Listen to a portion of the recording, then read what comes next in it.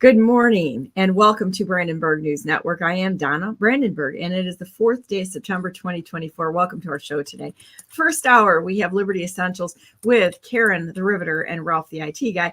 Bill Moore, unfortunately, isn't able to be here today, and everybody keep him in your prayers because they had someone very close to them that lost a 26-week-old child, and so they're going to a funeral for that today, but he'll be back.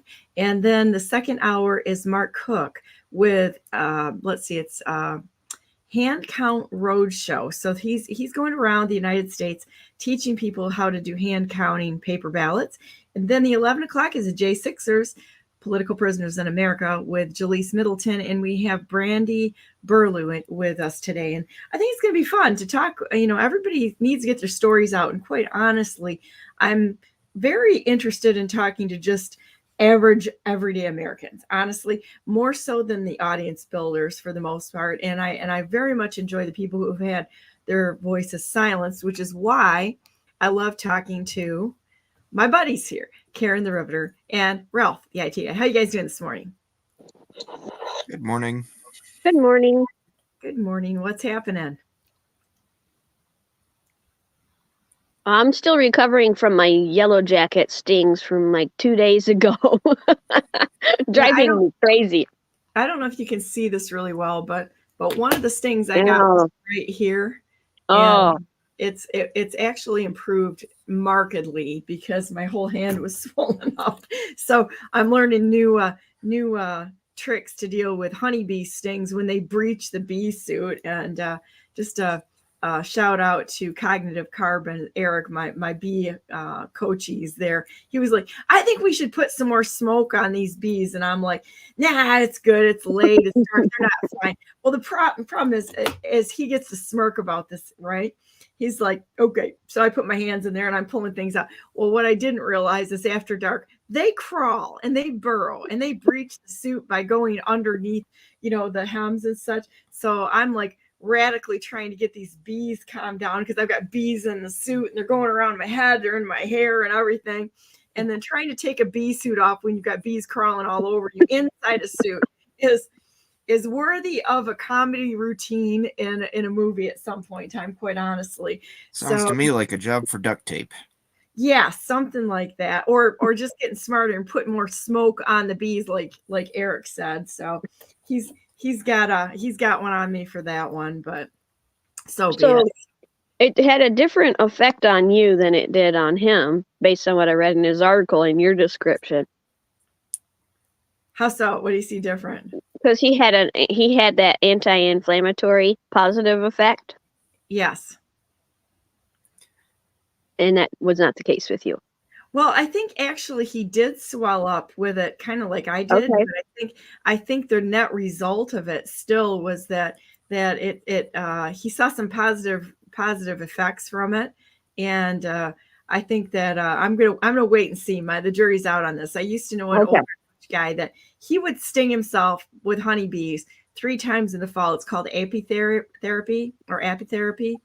And he said that it got rid of his arthritis. And I know of a couple of doctors that do that. One of them's in Minnesota. His wife had MS.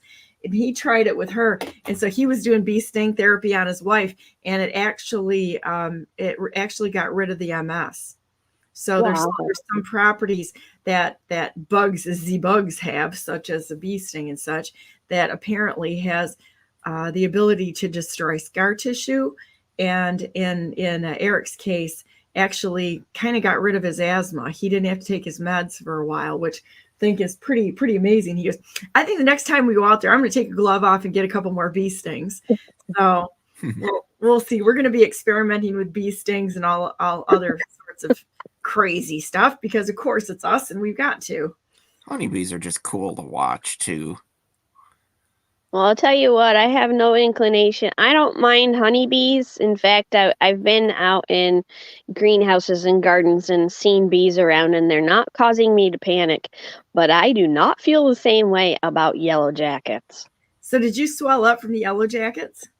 No, I didn't swell, but I had a psychological effect because of a previous incident in the same area, which I did not anticipate. And the other factor is I'm itching. I've got one on my belly and one behind my wrist. I was wearing gloves because I was pulling up wild raspberry. I'm still gardening. I've got some plants that need to get into the ground from some perennial flowering plants. And there was some raspberry that kind of grew wild, and I was pulling some up, and I told my husband, "You're going to get the last of it." There's just like one part left. You're going to finish that off. Well, he, being the protective masculine male that he is, he went out with some spray later and found those suckers in the ground. So I won't have to deal with that, and nobody else does. But I don't know if it was the same one that got me twice, or I had no idea. I just left quickly, and when he went out, he said they were swarming. I hit a swarm, and I didn't know it. And yellow jackets are annoyingly aggressive too. Oh, they were building nests in our horse gates this year. So for about 3 weeks there, we were going out there with wasp spray, trying to spray the little drainage holes in the horse gates, the metal horse gates. And every once in a while, you'd go out there, and I'd grab a gate and open a gate or something, and all of a sudden, a whole bunch of those yellow jackets would come out. Now, when I get stung by those, I don't get a reaction, and it's like, it's no reaction. It's like, to me, it's like, oh, okay, I got stung, big deal, flick it away, and I'm done. But the honeybees too, I didn't. The stings itself didn't really bother me. They're really not that big of a deal to get stung as far as pain wise. It's like, okay, big deal, right? I've been kicked by a horse. I mean, there's just no comparison there, as a bee sting, but it was the swelling after the fact. So I got to get better at figuring out how to get rid of the reaction from it. You ever see cicada killer wasps? Those things are terrifying if you don't know what they are, but they're really cool. They look like about the largest wasp you've ever seen. And they're evidently quite docile and friendly. And they pretty much just go after cicadas. They don't really sting people, like hardly ever, and will even let people carry them around. I'm going to show you guys something that's kind of cool here. I add the screen a minute. Let me see if I can find it. It's really weird to try to go back and find stuff from my Telegram channel, because I think I still hurt from the yellow jacket, but it's mostly because of the itch. I'm itching incessantly. Do you get any? And it hurts because I itch, but the first day, I hurt like well into the evening. I hurt from the sting, so it really it packs a punch on me, and it even I grabbed. I knew exactly where the baking soda was, so I grabbed baking soda and water and put that on it immediately. But yeah, I think that photo's great. So one of the suggestions, I didn't remember if I showed you guys that before, but that's the difference between, this is the first of the year honey, and this is after you take the feeder off and they're scavenging. You get a darker, richer honey. They're both good, but that's the process. So this was the first extraction we did on honey. This is the second extraction, and we probably got, I'm going to guess, we're about 65 pounds of honey this year, but we're just starting those 3 hives up. So next year it'll be 150 pounds per honey for the 3 hives we have. And then I'm going to start 4 more next year. So each one of those will produce about 20 pounds next year. And then the 3 older ones will be 150. And the following year, it'll be about 150 pounds per hive, maybe more, because they're really doing quite well. So we'll be about 1,000 pounds of honey a year that we'll be able to produce from those 7 hives. So one of the suggestions that Dr. David had a while back for a thing to have on hand is Benadryl cream. I don't know if that would help or not. Did me. Yeah, I don't know. I might have some, and I haven't tried it. I've been using histaminum, which is a remedy, a homeopathic remedy, and I had some Apis that I got both on board almost immediately. Both of those are for Apis is a good one for insect bites and stings. Apis? I've never heard of that one. Mm-hmm. You know, for just general allergy purposes, about the only herbal remedy that I've found that actually that actually seems to work pretty well for me is one called Histoblock. Yeah. And yeah, that one I've even tested that against Benadryl on things that I know I'm allergic to, and I've tried a lot of different herbal remedies. That's about the only one that I've found that actually works, at least for me. This is called Histoblock has histamine in it. Sorry, guys. Are you there? Yep. Yeah. Okay.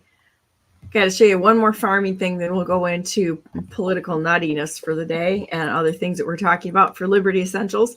But this is a great way to start the day out skunk herding without getting sprayed. This is called skunk herding. I just made that term up, okay? It's not a real thing. So this skunk, we caught a skunk in a live trap because we try to catch the skunks and the possums because they eat chickens, right? And so we got this guy. This guy was caught in a live trap, and that's one of my sons. He let him out, and the skunk ran directly into the garden, which is fenced. There's the skunk as he's running past his lunch options, which is all the chickens. Yeah, I noticed that they were very alert. Yeah, like skunk marauder coming. Here we go. So Leb said I use histamonium too. Works great on my kid. What? It's called histaminium. And she said histamonium. I think that's incorrect. It's histamonium. Okay, so I'm not familiar with either of those. So 6 of one, half a dozen of the other. So what are we talking about here, boys and girls? We're talking about for Liberty Essentials today. What do we want to talk about? We've got a topic. Well, the first topic I threw out at you was the SAVE Act. So what that is, Congress wants to pass a budget so they can keep the government operating through the election, which, that's kind of an important thing. Sort of. But like everything else. I don't know about that. Anytime that they've let that lapse, I haven't considered that much of a bad thing, really. Right. Not at all. They could go away and none of us would miss them at all. It'd be like a market improvement on the nation. It's like, shut her down. You ever notice how they shut down things that affect people on a daily basis? Like, they'll shut down the library, they'll shut down like the park system and that sort of thing. But they sure as heck keep the experiments of shrimp on a treadmill going or some other nonsense of money laundering. They keep that but going. Not only do they shut down the parks when they do that, then they post guards to keep people out of the parks because, if they just shut them down, if they just, pulled out all of the active maintenance of the parks, people would just kind of take care of the parks themselves for a large extent, and they'd keep enjoying them. So we got to stop that nonsense. I don't know how that's even working so much because a normal security person that works, say, like in the Capitol is about $400,000 a year. Bing. Everybody goes, really, Donna? Bing. Yes, it is. They're the security people, private security or the security for our public functionary thieves is about $400,000 a year. So I want to know how this is saving us any money if they've got to post guards at the parks on the park system to keep people out, as they loot and plunder our natural resources from the DNR and the mineral rights and the logging rights. I hate these guys. I just hate them, Makes for great theater. It's a great theater. So I digress. Go ahead, Karen. Yeah, I shouldn't have said it was a good thing. I apologize. Yeah. I think we got from the public's perspective. That's the way they're like, this is something that has to happen. Well, they want to put a rider on it, which they often do when they want to pass something that might be controversial, but the other thing is essential. The main idea is to them, okay, essential. And so they want to put a rider on it that only citizens can vote. So you have to prove citizenship to vote. Well, this is already the case. Technically, you have to be an American to vote, to cast your ballot in the federal level election. It's already in place. You can't, if you're an undocumented illegal immigrant, you're not supposed to be allowed to cast a ballot. But they want to put it in another term with this rider. It's already passed the House. Democrats generally oppose it. And so it becomes a narrative of, well, the Democrats want the illegals to vote, so we should want this. But like a lot of things, it's a great opportunity to look closer at what it really means. I have heard, and I didn't see anything that Trump has posted, put out, spoken about, but Jack Posobiec said that Trump supports the SAVE Act. So he is saying, yes, we need to add that to the let's not shut down the government bill. We need to make sure that undocumented illegals can't, but you have to prove citizenship. So then we need to go into an effort to define what they're going to say. And technically in that bill, they should have a definition for citizen or citizenship, and then define how you're going to prove that. And so my question is, what exactly is that? It may be a great idea. It may be a terrible idea. So why is Trump supporting it? Is he prompting us to think for ourselves, as he did with his promotion of the shots, or the mail-in ballots, which is the other topic that we can go to? When Trump is promoting something that makes you go, well then let's go, maybe he knows exactly what he's talking about and we should support it, even if it doesn't seem like the right thing, or maybe we should actually be in stern opposition to it. If citizenship means that in order to vote, you have to prove that you are an American by way of a birth certificate and or social security card and or a driver's license, let's say, in the state of Michigan. I don't want that to be the proof of citizenship, because all of those documents are unlawful. And a lot of parents are not doing birth certificates and social security on their children when they're born.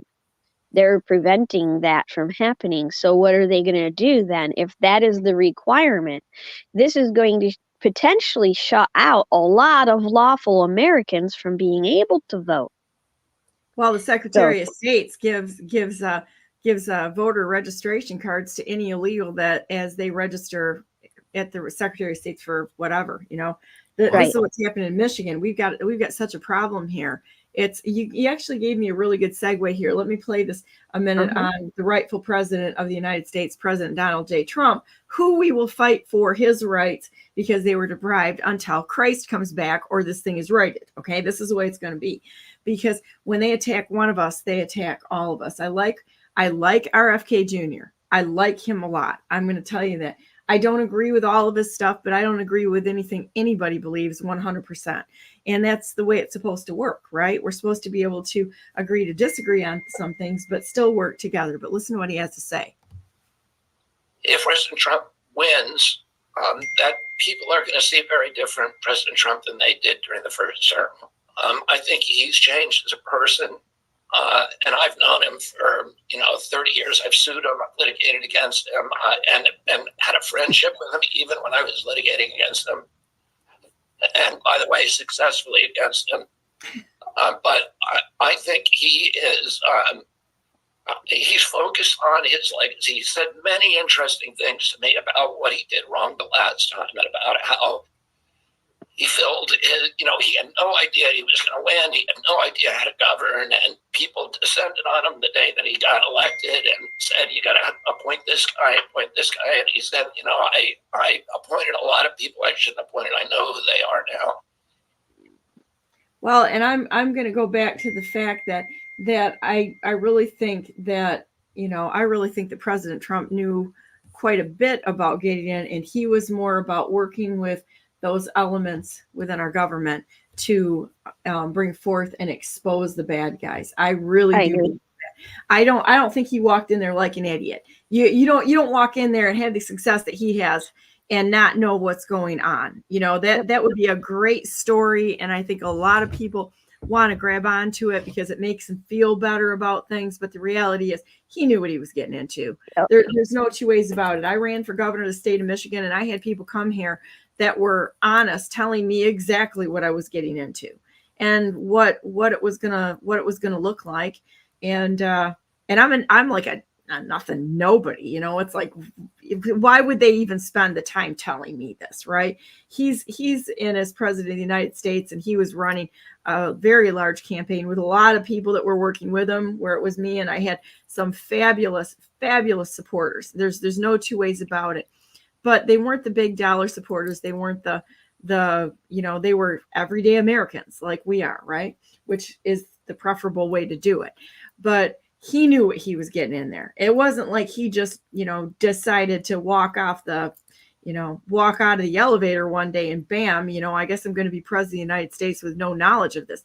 He was in large construction projects in New York. He had been involved in politics for a very long time. His best friend was JFK Jr. So he knew what he was getting into, and he knew about the swamp. So the explanation for it is that he was there, and there was a plan, and the plan was to expose the bad guys. I can't really accept anything else other than that, because I do think that they knew exactly what they were doing. Too much evidence of good guys working behind the scenes, and you got to be a little bit out of touch if you can't see it. Yep. So to go back to the citizenship topic, I kind of think, we've already got methods of proving not necessarily citizenship so much as nationality, because there is a slight difference, and not much of a difference for most modern practical purposes. But we've also already got methods of determining that for issuing, say, a passport.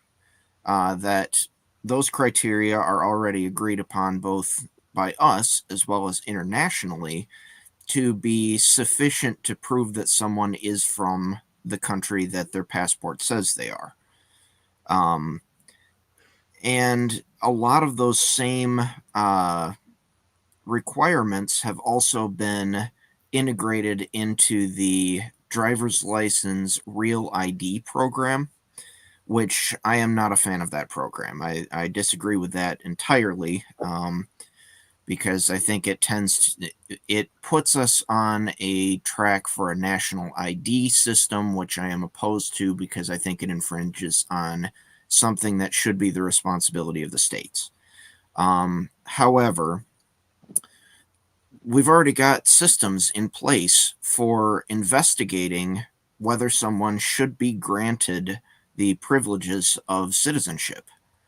And whether that's whatever documents you need to be able to prove that, if that system is flawed, then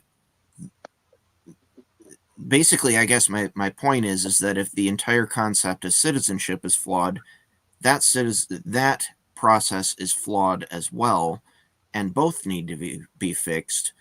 But either way, something that shows a distinction between legal citizens with both the rights and responsibilities of being a part of our country, as well as something that shows the distinction between that and people who are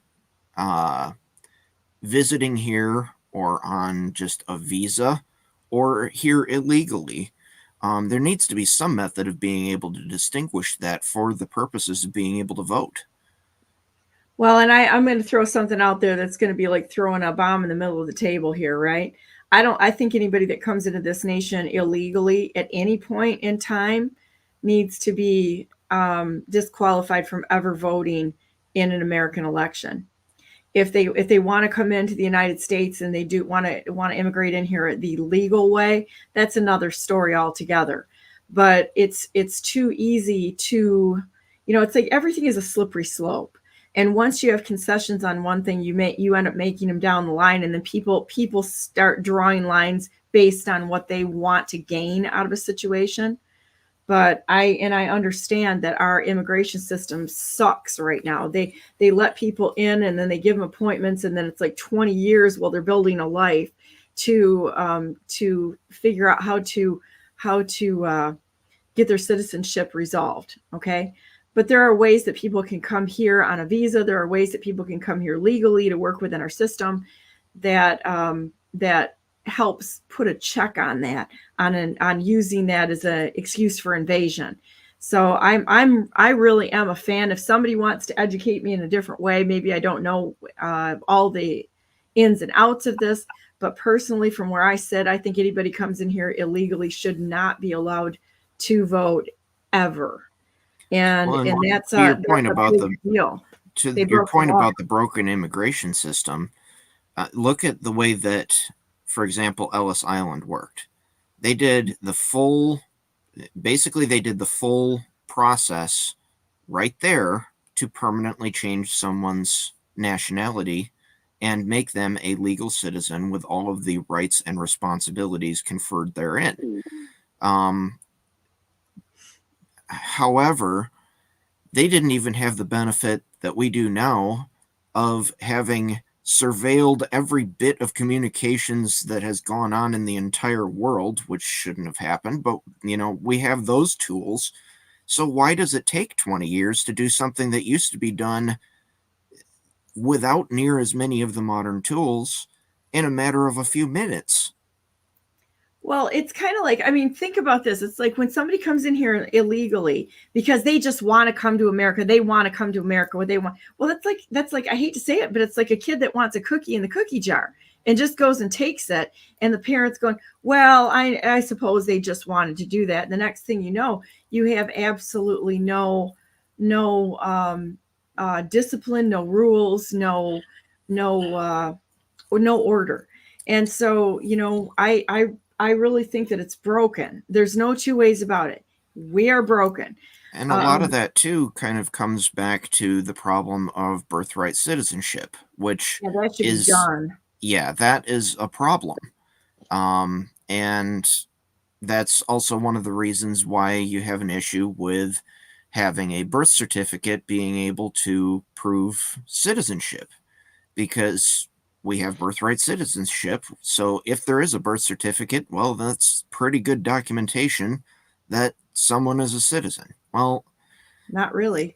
Yeah, that causes all kinds of other immigration problems. And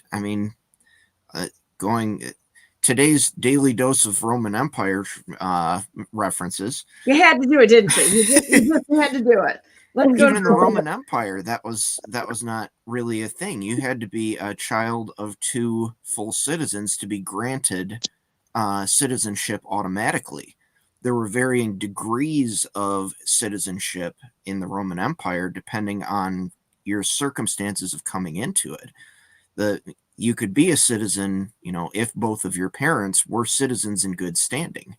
You could also become a citizen by being effectively a foreign resident national within the Roman Empire and doing certain types of military or civic duty service.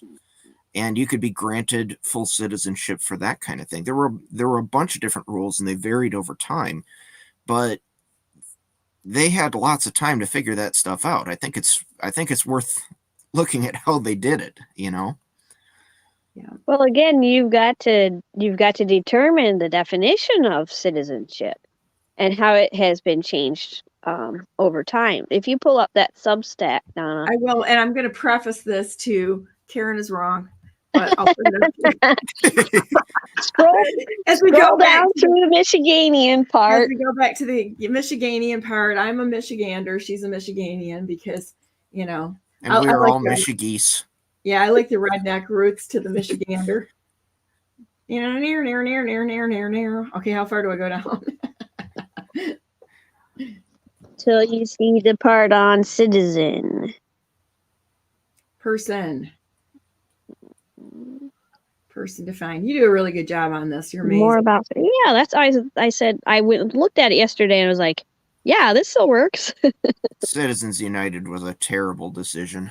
Terrible. That needs to go away.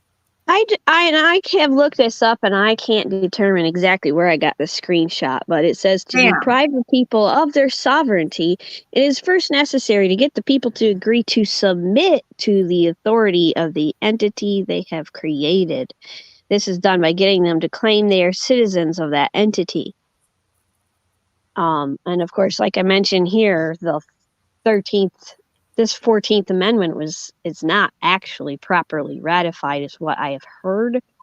I don't know the precise history on that, but anyway, keep scrolling.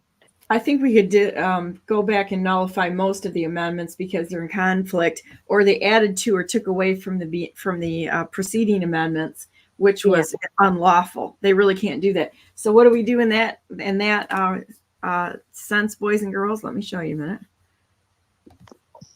Bam, right there. Nullification. Da-da-da-da-da. So now, see, I kind of disagree with the premise that the word citizen kind of requires the person who is claiming to be a citizen to be considered a subject of the government that they are, or the nation that they are a citizen of. Because being a citizen does grant you voting rights, and even did back in the Roman Empire. And so in a republic, the citizens, the voters, are the government themselves. So I kind of disagree with the premise that citizenry is tied to being a subject or subjugated. I see where you're going with that. But you have to look at how the government uses the term. Because if the people use it properly, I don't have a problem with the word citizen. When I hear my local township use it, it makes me feel quite uncomfortable because I know exactly where they're coming from. Yeah, they're coming from an attorney handbook that tells them that we are their audience. Yeah, sit down and shut up is their attitude. But they also and I mean that literally. They call us a democracy, though. They have no idea what terms are. Did I go down? So if you keep scrolling, keep scrolling because I have other definitions, so we can look at that. Okay, there's one where you'll find the word citizen in 18 USC 911. So this is where you got to look a little closer. If you falsely and willfully represent yourself to be a citizen, you shall be fined under this title, or fined or imprisoned not more than 3 years or both.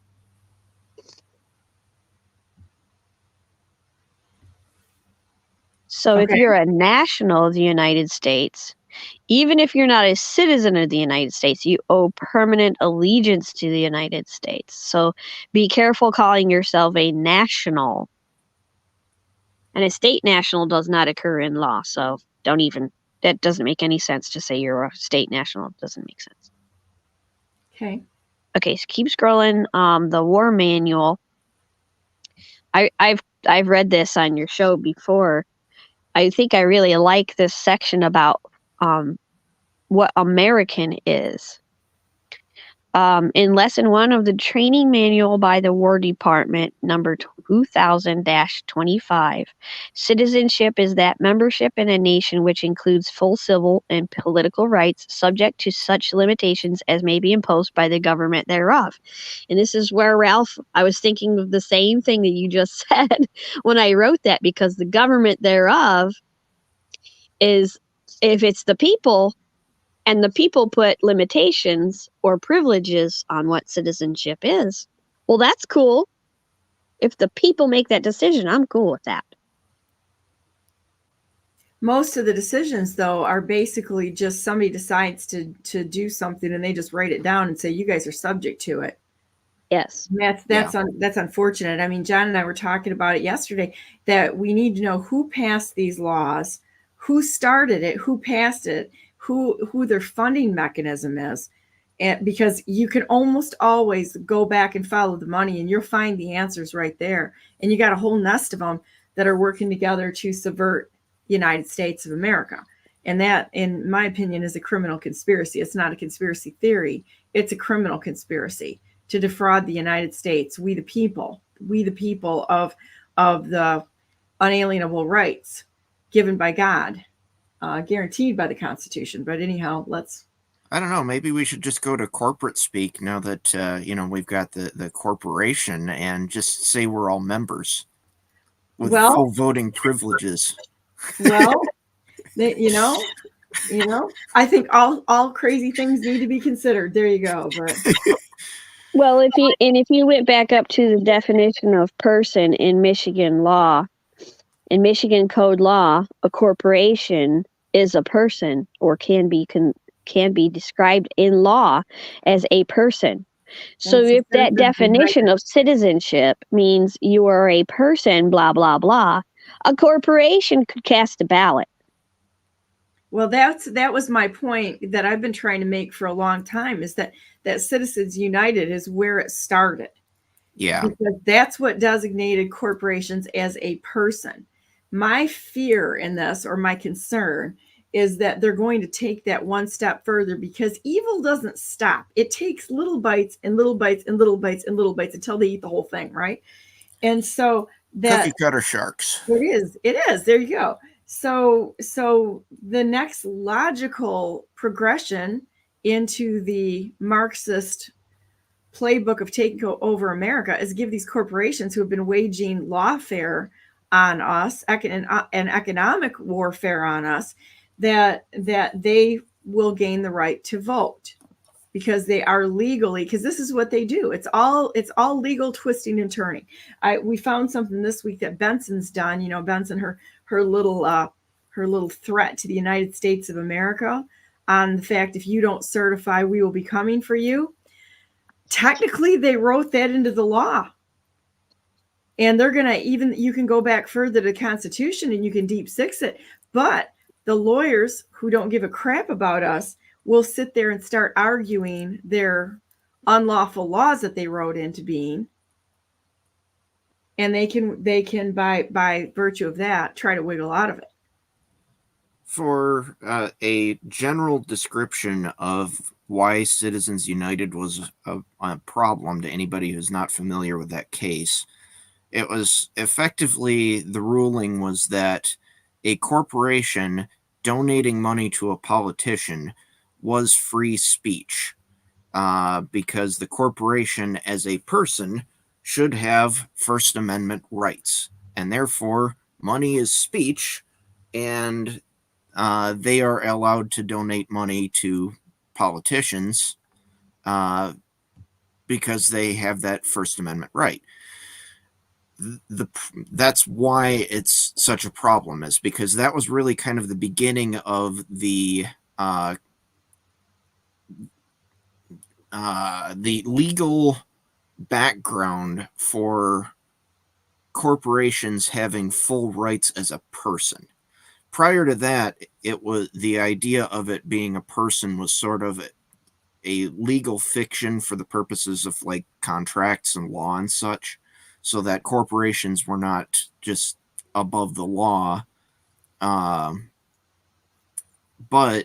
that case really kind of set a really bad precedent for granting corporations the same rights as a person, because it effectively made it so that they were legally considered a full person in a lot of ways. And that's messed up, because that's a slippery slope right there. But if you read the laws that are pertaining to what Jocelyn Benson said this past week, which we did, they really will shock you to your core, and you're going to come to realize that certification does not mean accuracy, and certification, we don't have any certification for accuracy in the state of Michigan. It is absent. It is absolutely absent. They broke all chain of assurances. Everything that should have led up to an honest election, they broke it all, and they broke it by writing these laws that are in conflict, or these executive orders or whatever else they've got in there that led to changes to the MCL, which I really don't believe that the legislature, they may have been that stupid to pass it, honestly, because they pass all kinds of stupid stuff, and they walked away from their responsibility for certifying the election. They passed it on, and they didn't ensure that it was honest and fair. So that's where it broke down. It broke down in the legislature. Yep. So then if a corporation is owned by China, are we giving the Chinese a vote in the election? That is a concern if you start going down that path. Yeah. And look at how many people that are in politics who have given the ability of foreign corporations to own land in America. That's a big deal. It really is, because they don't have to come in here as a Chinese national. They just come in here as a company or corporation, which is owned by the CCP. They're all, it's all tied in. Man, they had this thing so slick to take over this nation. It's not even funny. Going back to the illegal immigration issue, I'm going to stick with that. If somebody comes in here illegally, they should never have the right to vote. Now they can become, I believe that they could probably, go through the immigration process, but I don't think that that's something that should be considered. If they broke the one law, I think that they've outed themselves as somebody who is willing to break other laws for either self-gain or for other reasons. Just like dual citizenship should absolutely not be able to vote in our elections. Absolutely. Nor should they be able to hold a political office, which many of them do. When you see how many people have dual citizenship with Israel, that's nonsense. Or Miss Somalia up there, that's nonsense, because you can't serve two masters. They're going to try to funnel funds and favors and influence away to their home country. If they really wanted to be an American, they would come here and be an American. This is supposed to be the melting pot of all nations, where we come together as humanity, and humanity first, not necessarily what's going on right now. But well, on that note, something that that bothers me heavily is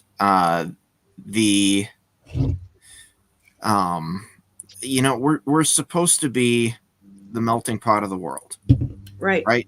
And that means basically, as an American, cultural appropriation is my culture. The whole thing about, that's cultural appropriation, you can't do that. Oh, I call BS on that, because that's what we're supposed to be doing as Americans. That is exactly, having somebody that's even opposed to that is anti-American, in my opinion, because it sure is. It's not only is it racist, number one, but number two, just that's kind of what this country is supposed to be about, is about taking the best ideas and concepts from every culture that makes up this country and using them all collectively. I mean, do we complain about other countries serving like modern pizza or ice cream cones or, flying airplanes or anything like that? No. All American inventions. How about the fortune cookie? That's another one. That's another one that's American, isn't it? Yep. Yeah. Oh, no, we can't do that. We're going to step on somebody's, you know what? I don't care if anybody wants to eat. Oh, let's see. I could name like about, I'm going to say like 8 nationalities that I have inside of me, right? I make me up. And it's ridiculous. If somebody, honestly, I make the best pies in the whole world. That comes from the Dutch side of me, I'm pretty sure, or bankat or something. If you haven't had bankat, which is a very Dutch food, it's delicious. And it's an almond paste type thing. But I wouldn't care if anybody decided that, you know, if they were Mexican and say, man, I love banquet, I'm going to make banquet. I'm not going to sit here and throw a tizzy fit. And, nor am I going to run down the road in wooden shoes every day either, besides the fact that they're really uncomfortable, you know. And it's you know, we have our own culture, and our own culture is a mix of everyone's culture. We come here to be one American family, not set up our own countries within a country. And I mean, people tend to gravitate, I get it, to people that are similar. I get that. And they have the right to do that. But to institutionalize it to criticize people for not is a problem. Exactly. So anyhow, we could go on about that ridiculousness for a long time. But so do you want to touch on the topic of why does Trump support, well, we started with why does Trump support the SAVE Act?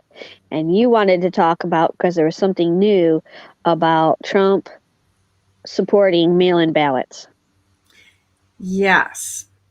We've got like 12 minutes left. So well, I tell you what, when that first came out, I'm like going, I've never done an absentee ballot. I would never done anything other than vote in person. And I will continue to vote in person.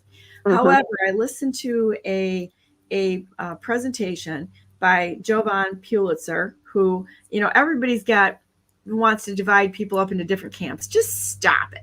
Listen for information from everybody. You're never going to agree with 100% of what anybody says, and see if anything resonates with you and sounds like a great idea.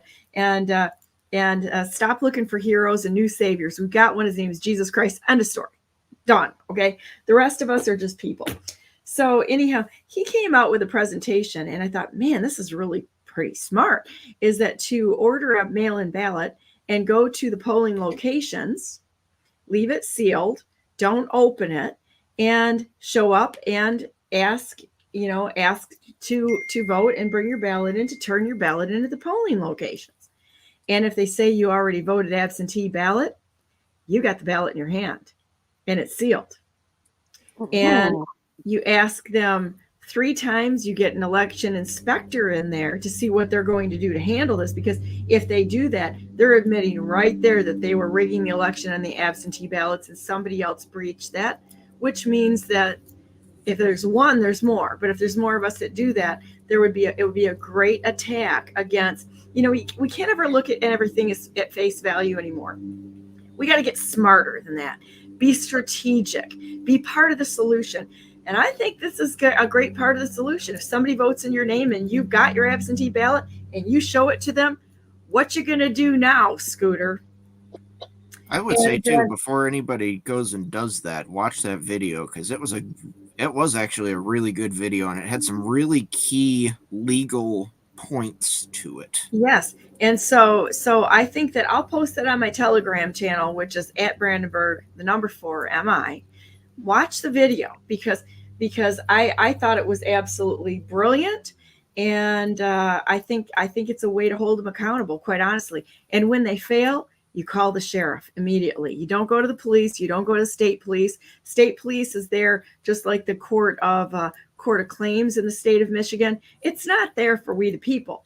That's to protect them in the government. The same thing for the state police. State police is a unionized police force. It is a department that is appointed and run by Gretchen Whitmer. Out of the 20 departments she gets to protect her. Mike Bambus was threatened by the Michigan State Police. He had an arrest warrant for her. They said it's absolutely perfect, but if you go ahead with this, we will shoot you. They threatened to kill him. And for an arrest warrant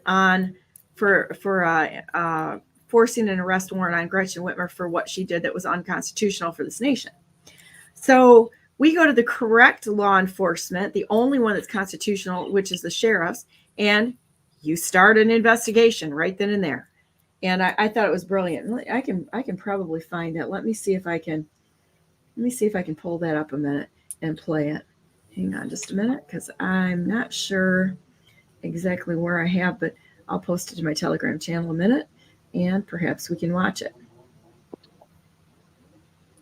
Also, before I forget, I want to throw out, because it's slightly different, but it's on the election topic. And I just want to let people know, if they didn't see it, that yesterday a court decided that RFK Jr. cannot get his name removed from the Michigan ballot. Yeah, that's some kind of nonsense. It's just like us not being able to change the name of the Constitution Party in Michigan, which is the U.S. Taxpayers Party, I might add. That Benson, once again, is not doing the right thing, boys and girls. And there will be people casting their ballot for a man who's no longer running. Yes. Because either they're doing it on principle, they're doing it out of sheer ignorance because they don't know any better because they haven't been paying attention.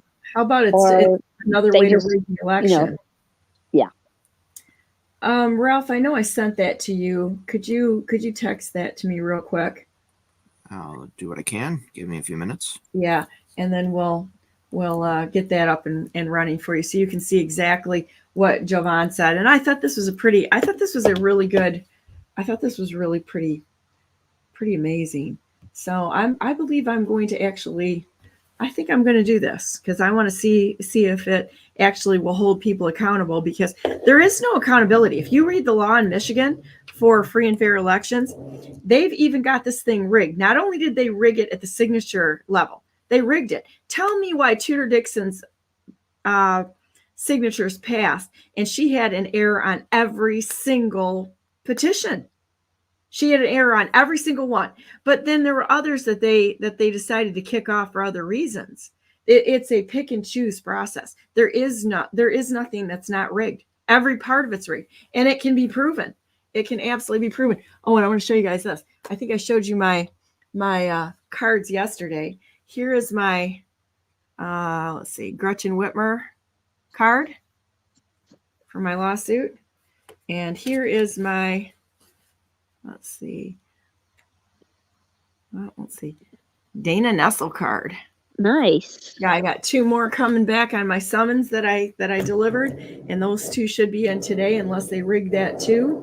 And once that's there, I will be talking about the not 1 but 2 lawsuits we have going on. One is I'm going to be talking about it. It's with United Sovereign Americans. This one is a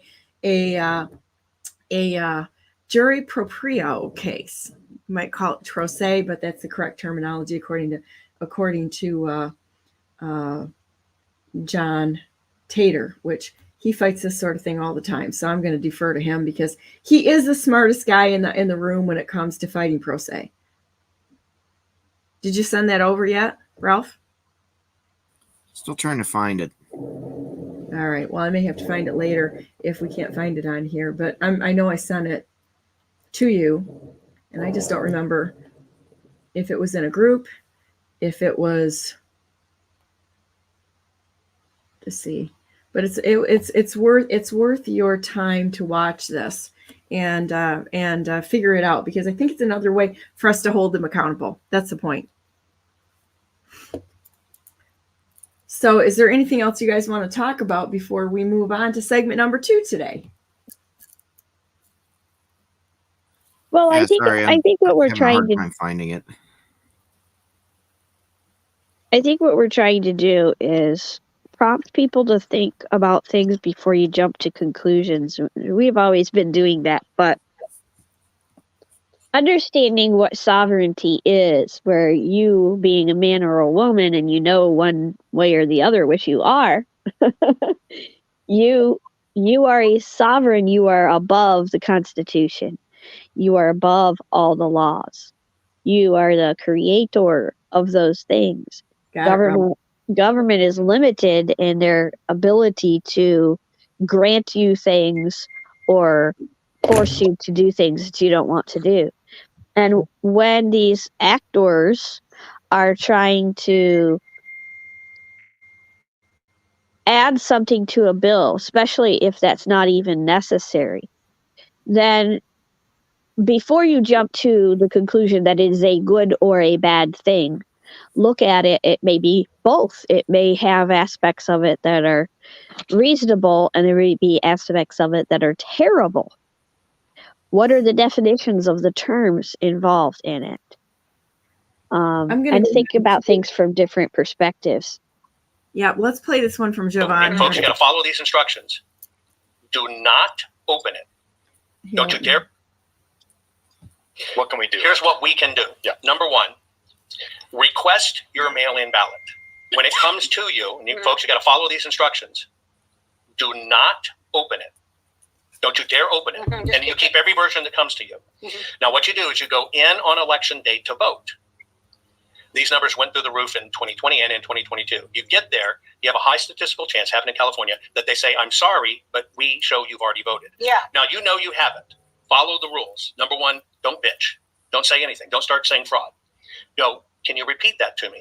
The worker is going to say, I'm sorry, Ms. Barr, you can't, we show you already voted. And they'll say, I'll give you a provisional, which means we're going to let you vote, but we're going to investigate it. Now, what they don't tell you is they're going to count the mail-in ballot. They're not going to count the provisional because they have no way of telling if that was really you. Okay. Now, you're going to be handed a provisional. When you're handed that provisional ballot, because they've already told you, I'm sorry, we show you've already voted, ask for the supervisor to come over and just do one more check. They'll bring the supervisor over and say, can you just double check this for me? I didn't vote my mail-in ballot. Supervisor's going to tell you the same thing. They're only as good as the data they have. They're going to tell you, yes, you voted. So I can vote provisional. Step aside with the provisional. Call your sheriff's department, not the police. It is all about the sheriffs. No, you're right. Totally Do about not the call the sheriffs. police. Okay. Okay, now follow these exact steps. Call your sheriffs. You call your sheriff on the non-emergency line. Don't you dare use 911, ask for the service, or you have your sheriff ready on your phone. And when the sheriff line comes on, non-emergency line, or they'll ask you it's an emergency, you say no. Said, I need to report identity theft, but it's unique. I'm standing here at a retail place. I watched it happen, and I'm still here. I need to have a deputy show up. Now, they'll send you a deputy. You notice I didn't say polling place. I said I'm at a retail location because that's actually what it is. Okay. And somebody has stolen my identity. Yes, it has. Don't talk ballots. Don't talk voting. Now, the sheriff's going to show up. Now, of course, they're going to see it's a polling place. What's going to happen is you tell the sheriff's going to find you. You meet them. You tell them the story. You can even tell the people, I'm going to give you my provisional ballot. I'll be right back. You're going to tell the sheriff the story. The sheriff's going to go to the two people you talked to and going to get the exact same story. Sorry, you already voted. And at that time, and only at that time, reach into your pocketbook or your purse or your jacket and pull out your mail-in ballot. And you say, this is my mail-in ballot. You can see it's not open. I have not voted my mail-in ballot. Somebody has stolen my identity. And you get a report right then and there on the books. Do not surrender that ballot. You have no requirement by law to surrender it because it becomes your property when they mail it to you. And you can clearly say, this is my evidence. They've stolen my ID. I'm keeping it, right? File the report. Now, what you've done is you've empowered a sheriff who actually has the ability to investigate and seize ballot boxes and seize things. And you put the responsibility where it's identity theft. Stay away from voting. Stay away from fraud. And you will force the right type of investigation. But this is only if they say you've already previously voted, Yes. right? No, But that's what they did. Yes. They did. Yes, so that's number one. They do that quite a bit. And I can tell you, and when these votes come down to 2 or 3 or 4 or 5,000 people, they only need to do it to a double handful per person. Okay. Next, if you're a woman or man, for whatever reason, that have changed your name, you got married. Statistically, if you're a woman, you got married and you changed your name and moved away, you are still voting in your old county. Oh, wow. You are still there. Wow. Next, if you've had anybody in your life die within the last 16 to 20 years, you need to look them up and make sure they're not on the voter rolls. Chances are, statistically, they're still there and they're still voting. Wow. Okay? What a crooked fucking country. Yes, it is. There's all kinds of stupid rules. But I'm gonna... True enough, right? But isn't it brilliant? Me up sometimes. She just tells you exactly what she's thinking. I like her. I think she does a good job. At least she's not lying to us like the rest of the politicians are. So there you go. Yeah, it's a heck of an interesting strategy. I don't know that it's one that I'd want to do, but without doing some more research. But boy, it's an interesting strategy, and that could be really, really cool. Well, what do you do at that point in time, though? Then do you not get to vote? That's my other question. Is that do you forfeit your chance to actually vote in the election? So we need to think through this, I guess. But it's a good thing to look at. Well, guys, I'm going to give you 30 seconds each. What you got to say? Nothing. Waiting for the other. Well, I guess to go back to the most important part of this conversation, if you've ever had to go near a goose before, They are, the geese that we have here are pretty vicious. So, you know, being a Michigander, I don't think is such a bad thing. See what you have here is like a one of those Oreo cookies, right? You've got two ganders with a Michiganian in the middle. So, so yeah, I like to run that term. gander. What? It's the historical term, and I stand by it. It was the corporation that changed it. It was the corporation. Oh no, they kicked you off. That wasn't even me. That was something else. The powers that be just kicked you off. It was the corporation that made that change to gander.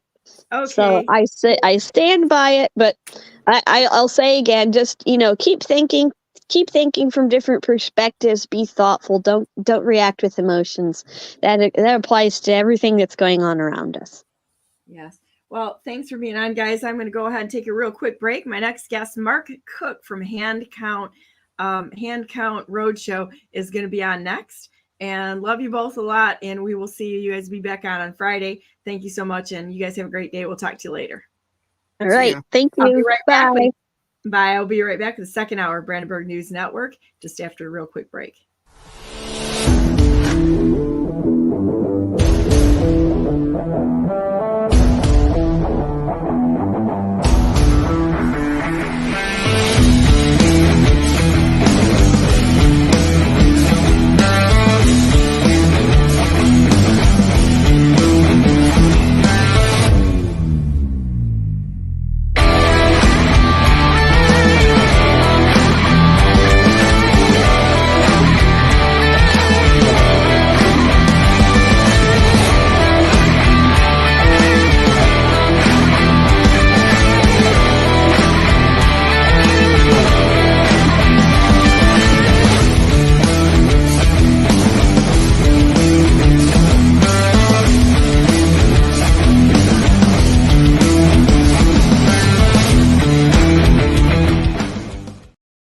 Good morning and welcome to the second hour of Brandenburg News Network. I am Donna Brandenburg, and it's the fourth day of September 2024. Welcome to our show.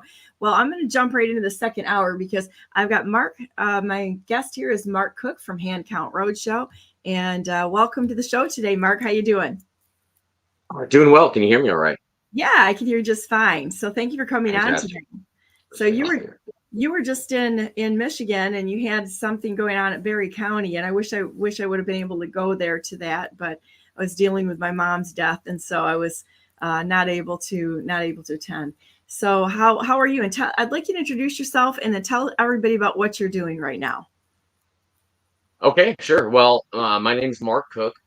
I'm an IT and cybersecurity guy from Colorado that was never involved in our election system prior to all this, but I did get called a week after the 2020 election by someone that knew I worked on complex systems and root cause analysis and asked if I would come take a look at the election system. And when I came and took a look at it, I realized what a disaster it is, that it was either set up by people that had no concept of security, which would be surprising for a system that was deemed part of our critical infrastructure, or it was set up by people that purposely set it up like that in order to manipulate it or allow manipulation to occur. And when I realized that there is no way that even semi-intelligent people would have set up a critical infrastructure system that's this poorly designed and this vulnerable, I realized what we were really dealing with. So I went on a mission to try to educate the rest of the citizens to be able to understand the environment in which we're in, so we, the people, can reclaim our election system. Well, that's wonderful. Well, yeah, you've got do you have a slide? You said you had a slide presentation here. Did you want to do that, or do you want to just go off the talking about it? I can definitely do some slides. Absolutely. How long do we have? So I know how. You've got an hour. An hour. Yeah, you got an Okay, hour. I So you think can I do can. whatever I you think I can want do with this. this. All right, This is, we'll do it. yeah, this is your time, so you can do whatever you want. Now I can take this down, and you can actually share a screen if you'd like to. And I'll go ahead and share screen. Let me go ahead and get that set up here.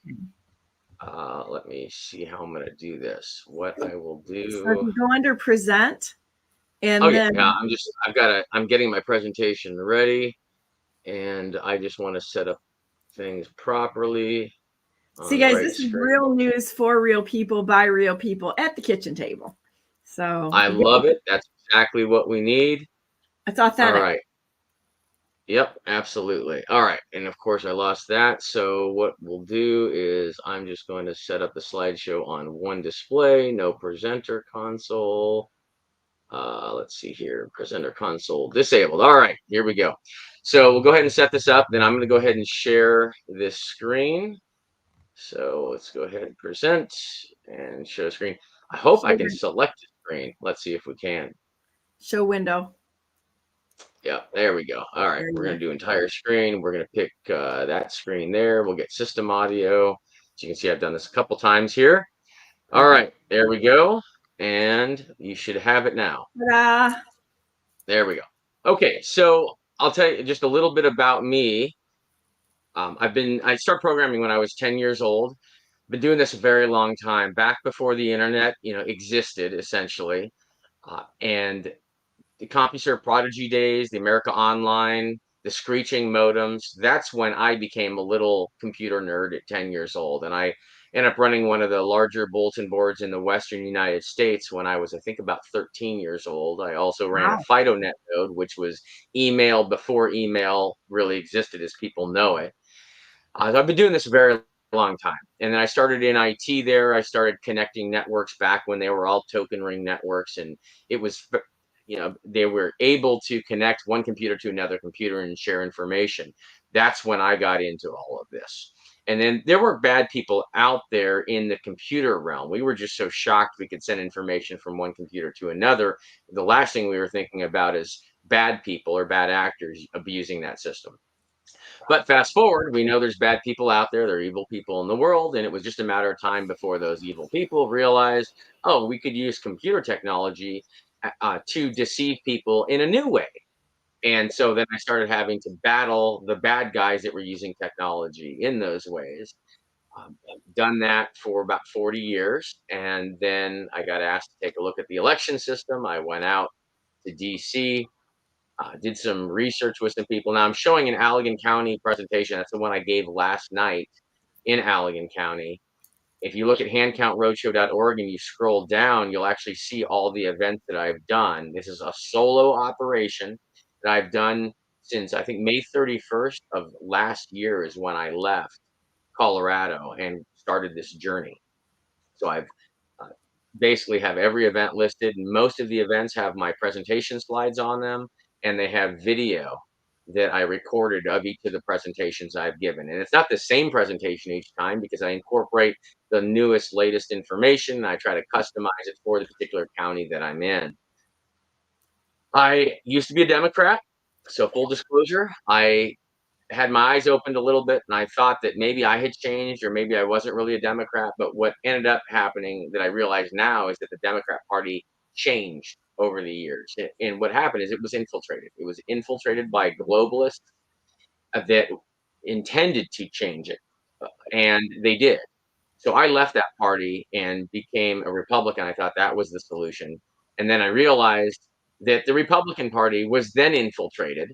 And so now we've got this fight in the Republican Party. We have, the citizen Republicans, and then we've got the globalist Republicans, which really, we call them rhinos.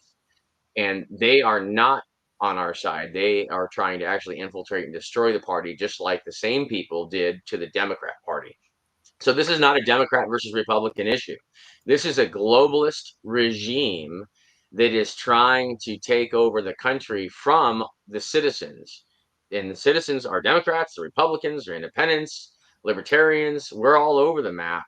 And we have to realize that the globalists are playing us all against each other.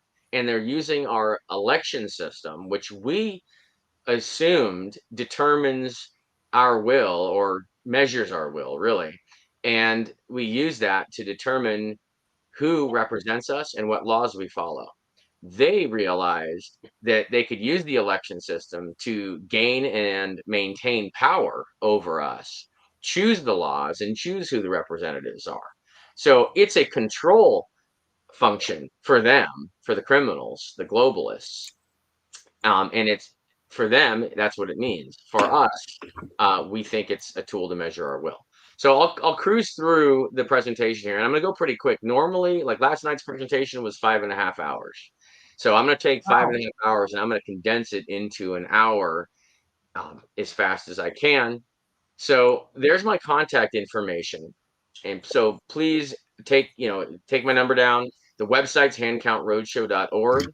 That's how you get to it. Now, I will put this presentation on the website as an event. And when you have, recording of this, I'll put the link to your recording on there as well so other people can find it. But you'll find all my other presentations on there also. Thank you. So the election ecosystem is really important to understand. It's the voter registration system, a validation system, tabulation, and reporting. When people talk about get the computers out, they're really only talking about that third leg of the stool, the tabulation. But a majority of the manipulation now, as the system of control has become more and more sophisticated over the years, a majority of the manipulation now is occurring in the voter registration and the validation side. I saw this whole thing very clearly back in 2021 when everyone kept focusing on the tabulators that are counting our votes. And it's been very challenging to try to open people's eyes and help them realize it's not just the tabulators. It's the entire system has been built. All the pieces work together in order to obfuscate and be able to manipulate it by people that know how to do so in various aspects. It's not a one size fits all. It's not like they're manipulating it this way. In some counties, some people manipulate it one way and some people manipulate it another way. In other counties, they do slightly different things. It is a toolbox to subtly manipulate an election system without the citizens, and sometimes, most of the time, election officials even realize it's happening. That's their goal. Their goal is to be able to manipulate it while putting on a show so everyone thinks it's normal and is working properly. That's how, you've seen a magic show. Everyone's been to a magic show, and the magician looks amazing. I mean, it looks like they're really conducting magic. Turns out they're actually not. They're using sleight of hand and distractions and mirrors to simulate, make it look like it's magic. And that's what our election system is actually. It's just a high-tech magic show. But that doesn't mean there's no hope, because the real votes can overwhelm it. They're still merging in the real votes with the manipulation. So we have ability to have the real votes overwhelm their cheating, even with the illegal immigrants that they're bringing in. I really think, too, that what's really important is you have to go through a thorough analysis on anything you have a problem with to find out where the deficiencies are, and I think that this whole process is really very critical. It's important that we go through and really look at what went wrong, because it seems like every day we're finding more and more things and more ways that they have been using to cheat the American people of their voice, their vote. Yeah. Yeah. And they are very smart people, too. I wish they used their intelligence for solving the world's problems rather than trying to psychotically take control of everything. So maybe someone will have a change of heart at some point, but they're all going to get exposed. They're all going to get exposed, and they're all going to be held accountable. There is no way out. No one will escape this. We are not stopping. We are only growing. And the window of them becoming whistleblowers and becoming heroes instead of being held accountable for all of their actions and their complicity in all this is closing very quickly. Some people are choosing sides, and they're choosing the side that's probably not going to end up too well for them. Hi, Benson. How you doing? Yeah. So the voter registration system controls a number of ballots in circulation. And here's how this voter registration system has been totally botched. It used to require physical verification of the registrant when they went into the county to fill out their voter registration card and they signed that card in front of the county officials. That was physical verifications of their presence and their existence. Our current system has disconnected physical verification entirely, and now what we've created is a virtual voter registration database with a list of entries in it, and those entries are allowed to vote in our election. We used to allow citizens to vote in the election. What's happening now is entries in a database are allowed a vote in an election. And entries in a database, because they're virtual, it's very easy to just add more entries or swap them or remove them because they don't necessarily have to correspond to a real living person that exists in that county. So because we have virtualized the voter registration system in that manner, we have disconnected the voter themselves, and that allows a massive abuse vector into our system. Then we have the voter validation components, which we're told protect the election to make sure only legitimate ballots come back into the system. Voter validation is like the TSA at the airport. And if you have a defective TSA or defective metal detector or x-ray machine, you're going to let things in through and into the terminal that you don't want in there. And we have a voter validation system that is horribly broken. We've got a broken TSA in our election system. And that broken TSA allows a superhighway of fraud to come right through. Mail-in ballots is a big portion of that. And because when a mail-in ballot shows up, even if the signature matches, the signature actually doesn't matter. Let's just assume the signature matches so we can get rid of all the signature arguments. The signature matches. You open the envelope and you pull the ballot out. How does anyone know who filled that ballot out, regardless of the signature matching?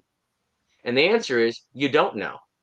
There is no way to prove who filled out that ballot that comes in the mail, regardless of the signature matching or not, which makes every argument about signature verification moot. You have no voter ballot. You have no validation or no connection to the voter. You know, I agree. It's a problem. We have no idea who filled a mail-in ballot when it comes in. So we've virtualized that as well. We have virtual ballots coming into the system that we cannot definitively tie back to an absolute voter that we know lives in that particular county or precinct or township. So when you have virtual voters registering to vote and you have virtual ballots, what do you end up with? You end up with virtual results. And that's exactly what we have. We have an election that produces virtual results, not real results. And they can manipulate that all they want. And there's along the way, I mean, there's not one thing we can count on in either of those processes. Exactly. Mm-hmm. So the tabulation is, again, that third leg that everyone keeps talking about. Get the computers out. That's the part that hand counting fixes. And that doesn't mean that it's not a problem. It's still a problem. It's one of the four legs. So it's important there. We don't want black boxes counting our votes. I don't think I need to go into the details of all the different ways that those can be manipulated. But I'll just tell you, as a programmer of 40 years and a cybersecurity guy, there is no way anyone can trust electronic tabulation systems. Every one of them can be subverted. And the idiots that tout hand counts aren't accurate are either actually are idiots or they absolutely know they are lying to the citizens. In fact, they use hand counts to confirm the accuracy of the machines and then turn around and tell us hand counts aren't accurate. They talk out of both sides of their mouth because they are liars. Then the reporting is that final leg. And when the results come out of the tabulation system, those results somehow have to go somewhere and get to a media outlet of some sort to be able to put it on the TV screen so everyone that's staring at the screen knows what the results of the election are. And if that reporting system is usurped, manipulated, then we can't trust the results we see on the TV screen either. In the reporting system, we are allowing other companies, other people to add up our results for us. Can you imagine what could go wrong if we all send our totals in the counties to this organization and we just blindly trust them to add them all up and tell us what the totals are? Can you imagine how easily someone could manipulate that? And that's, I believe, what's exactly happening. So those are the four legs of the stool. And it's important. If we want to fix the problem, we can't just fix one of the legs. You have to fix all four, because if even one of those legs is manipulated, we can't trust the results at the end of the election. What do you think are the worst problems in Michigan right now that you've seen in those four areas?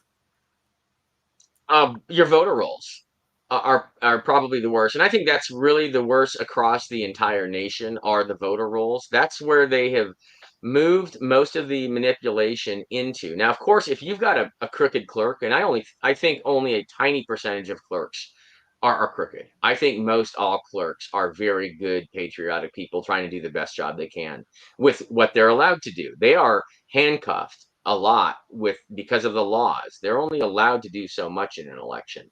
They have a lot less control and power than they think they do, and less oversight.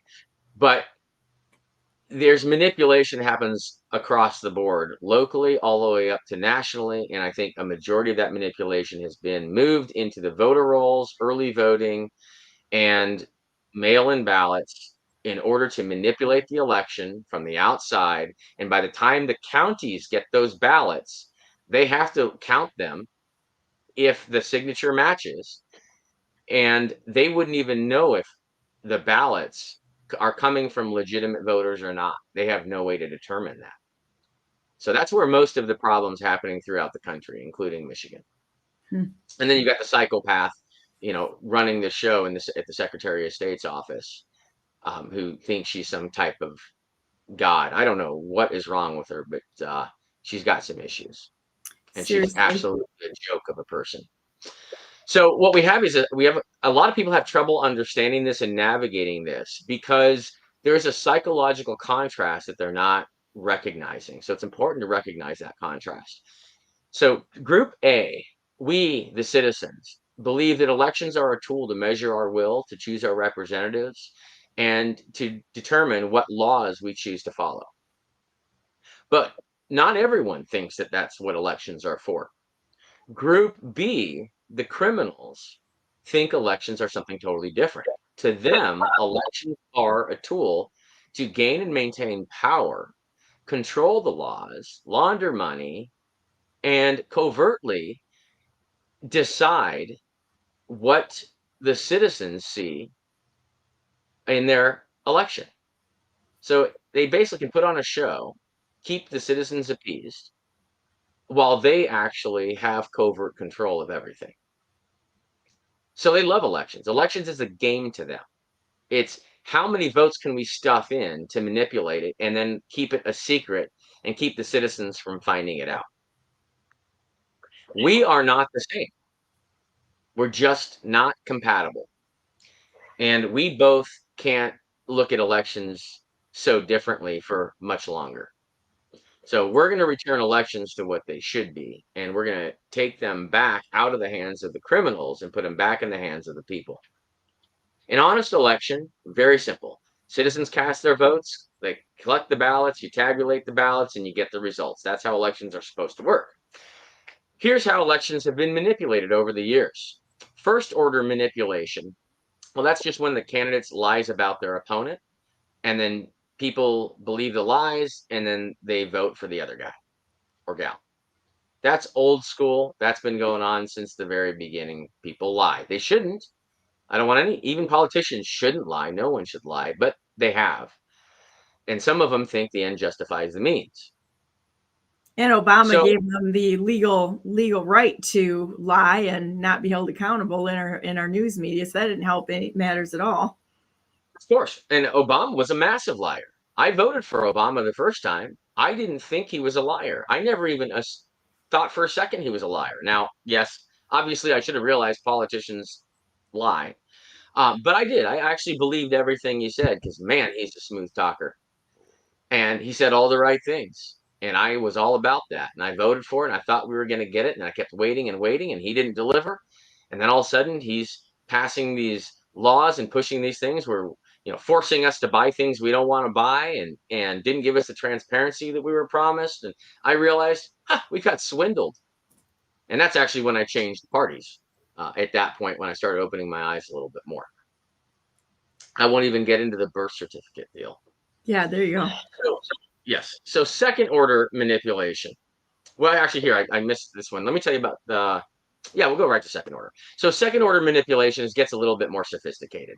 So if between collecting the ballots and tabulating the ballots, if you interrupted that process and you took the ballots off to the side and you counted the totals yourself to determine what the real result was, and you knew what result you wanted it to be, you just simply subtract the two, and then what ballots you need to add or remove, or maybe you fill in undervotes. If anyone doesn't know what an undervote is, let's say Bob and Mary were running against each other in a race, and you didn't want to vote for either of them for some reason. You just left them blank. Well, if you leave those blank and someone else got their hand on your ballot, they could fill out a vote for either Bob or Mary. It's a free vote for them to fill out. Have you found evidence of that? I'm sorry, what was that? Have you found evidence of that? Let me think about that. It's very difficult to determine if someone did that unless they used a very obviously different pen. But that's the problem with leaving an undervote. If someone uses the same color pen and makes it look fairly similar, and we, the peasants, are allowed to actually look at the sacred ballots, we might be able to determine that. But the it's opportunity difficult. to cheat is there, is what the point is. It's a free vote. They left a door open. Yeah, and I think we actually probably saw that in Montana. In Carbon County, Montana. I think that's what that clerk up there was doing when she was making sure she won the election, her re-election. I'll go into that here and show you that little video here. But then if you do that, then you go back and tabulate the ballots and get the results, you're able to manipulate the election because you interrupt the process midstream and play some games with it. That's second order manipulation. Third order. Oh, actually, here, speaking of Carbon County, Montana, let me show you this video, and hopefully you get audio and everything. This is the Attorney General in Montana actually talking about this clerk who he got a video sent to him of her shredding ballots. So I'll play the video, and I'll explain what's going on in the video. I will tell you here, about a month ago, I had a video hit my desk out of Carbon County, and it looked like an election clerk on the night of the election shredding ballots. So what happened is Crystal was the clerk. The citizens aren't anywhere near. She tried to black out all the surveillance video, but she left a tiny little slit at the top where the date and time were. And the citizen that got the video was able to, and let me get rid of this little window here, was able to scale it up to 650%, zoomed way in, and got to see her doing this. What happened is she took a bunch of ballots in the envelopes, went into a room in the back, came out a little while later with ballots outside the envelope, and she walked over to the paper shredder. So we're looking at her in front of the paper shredder right now, and she's sitting here shredding papers, which look to be ballots. They're folded. And why else in the middle of the night during an election would the clerk that's tabulating ballots be at the paper shredder shredding things? So she ended up shredding what they counted was about 21 batches. Then she went back into the room, and she came out sometime later with another stack, and she walked over to the tabulator with that stack and tabulated the ballots, what was left of them. So she didn't hack the election system. She just used the fact that the citizens are no longer a part of the elections in order to manipulate the election old school style. There's been lots of explanations. No, those were just copies, and it's not a very good video. That's not what this was. I think that's fine. Maybe that's true. Maybe it isn't. We need an investigation. We need to get to the bottom of this and look into this. And this is where we're running into some roadblocks. technically the county attorney and the county sheriff have primary jurisdiction over that. So what happened is the AG said, yes, it needs to be investigated. It looks like she's shredding ballots, and the county attorney and the sheriff need to do something about it. The citizens went to the county and attorney and sheriff, and they didn't do anything about it. They didn't investigate it. And then they went to the commissioners, and the commissioners kicked them out of their office. Oh man. So who is the most powerful person in a county? Do you know? That'd be the commissioners should be, aren't they? No. A lot of people say the sheriff is the most powerful person in the county. And some people say the coroner is the most powerful person in the county. But actually, the most powerful person in the county is the county clerk.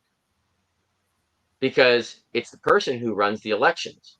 And if you have a crooked clerk, if somehow they get in there, they actually can control who the sheriff is, who the commissioners are, who the coroner is, who the clerk is. They could stay in power forever, and they keep all their friends in power as well. That makes a And lot all of those sense. contracts, your taxes go up, all the contracts go to their friends with the construction companies, and you can never get that cancer out once it's in.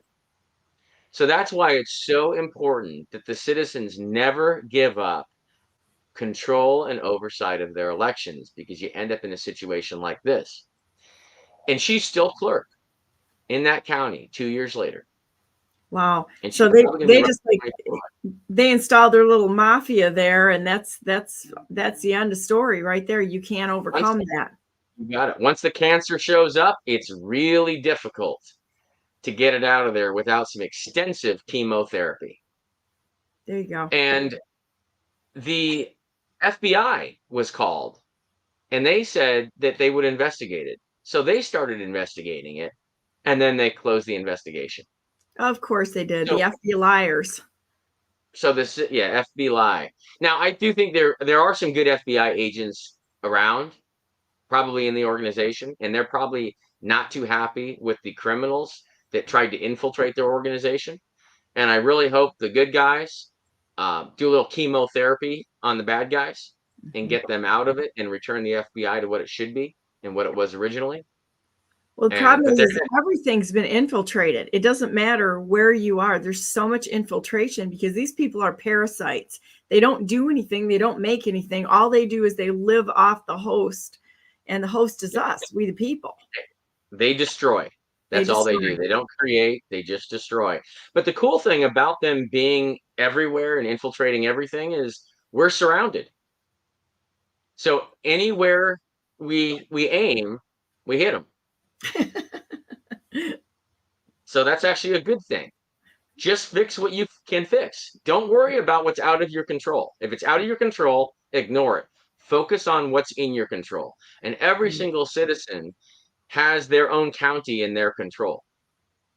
Even if it's been infiltrated, you can still create pressure to clean that infiltration up. Well, we have an obligation to create that pressure and hold them accountable. You don't run away from problems. You run right straight for them and deal with them. Right. You have to run for it because these people are bullies, and they have succeeded a lot because people have run, because people didn't want to be confrontational. This has been decades of conditioning of the public to basically neuter them and neuter them almost at the brainstem. But some of us have not been susceptible to that. And the others that have, well, we need to repair those brainstems, and we need to stand up and realize there are far more of us than there are of them. There's only about 1,000 of these people doing this to this whole country of 350 million. It's about 1,000. We way outnumber them. We just have to realize it and start acting like it. And we absolutely can clean house. They cannot stop 300 million people. Not gonna happen. Very angry 300 million people too, I might add. Yeah, well, I don't think we have, I don't know if we have 300 angry yet. We probably have 150 to 200 angry. And the others, actually, the other side is just always angry. They're miserable and they're angry, but they've been psychologically manipulated and they've been put into a situation that's kind of blinded them. And I feel really bad for them. So one thing we can't do is attack our fellow citizens, even those that are completely seem to be on the other side and are crazed and suffering from, real diseases like TDS.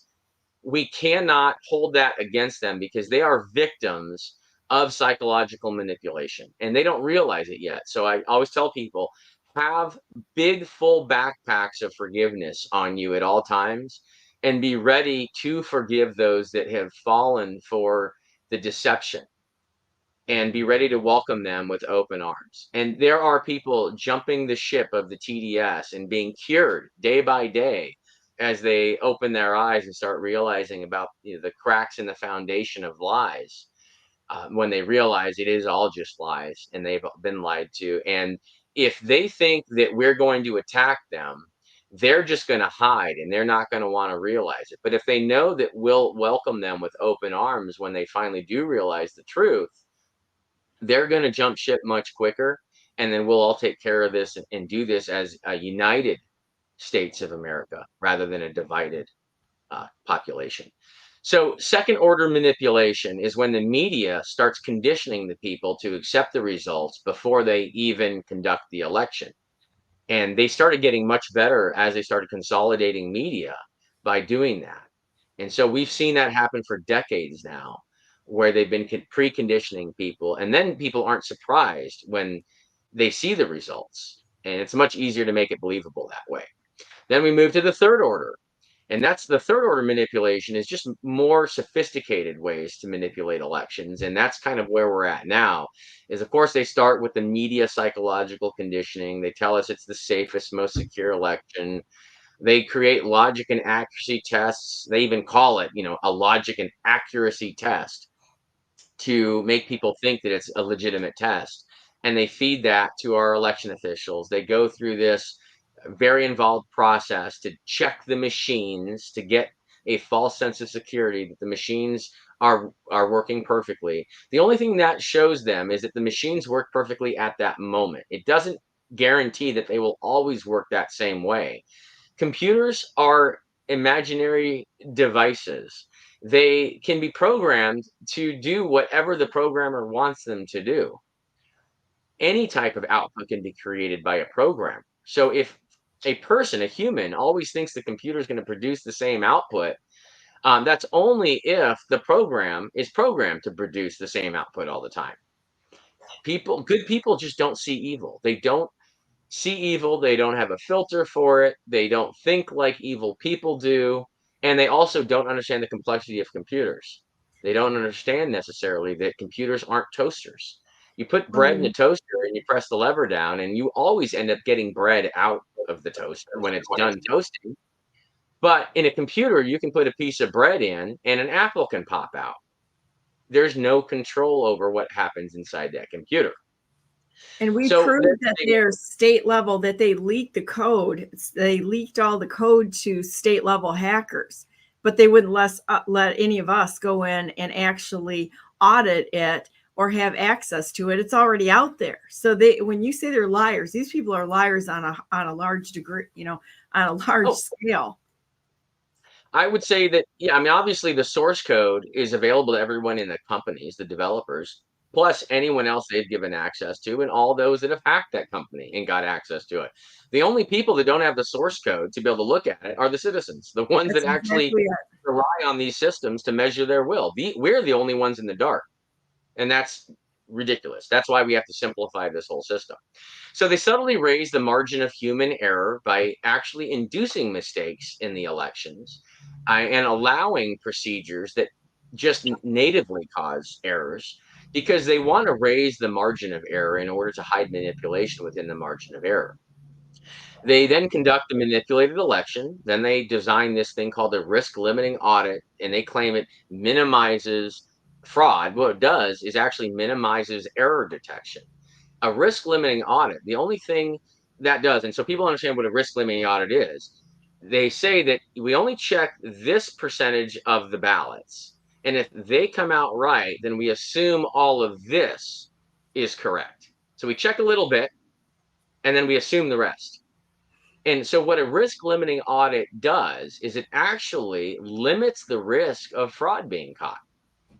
It's actually a risk enhancing audit because you're only checking a small percentage of it. If you want to limit risk, a true RLA would audit everything. It would count every single ballot by hand to make sure the computer counted it properly. That would actually limit the risk. So RLAs are actually risk enhancing audits. And then, of course, they condition everyone to trust the RLA. If anyone finds a mistake in the election, they explain it as isolated human error.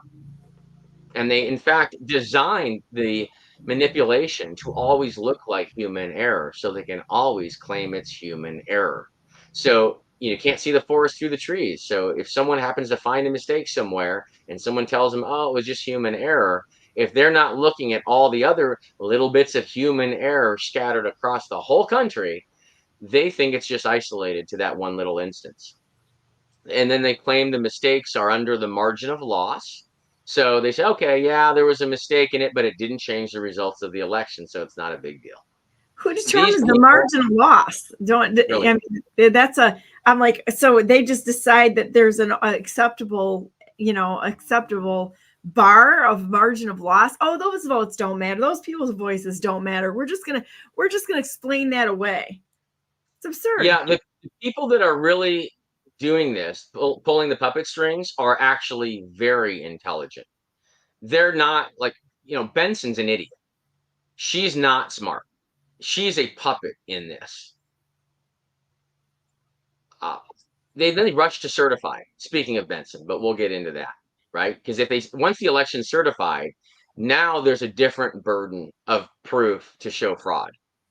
If you find it beforehand, in my opinion, we shouldn't be certifying anything unless it's actually true and accurate. And the legal definition of certify is that you're certifying something as true and accurate.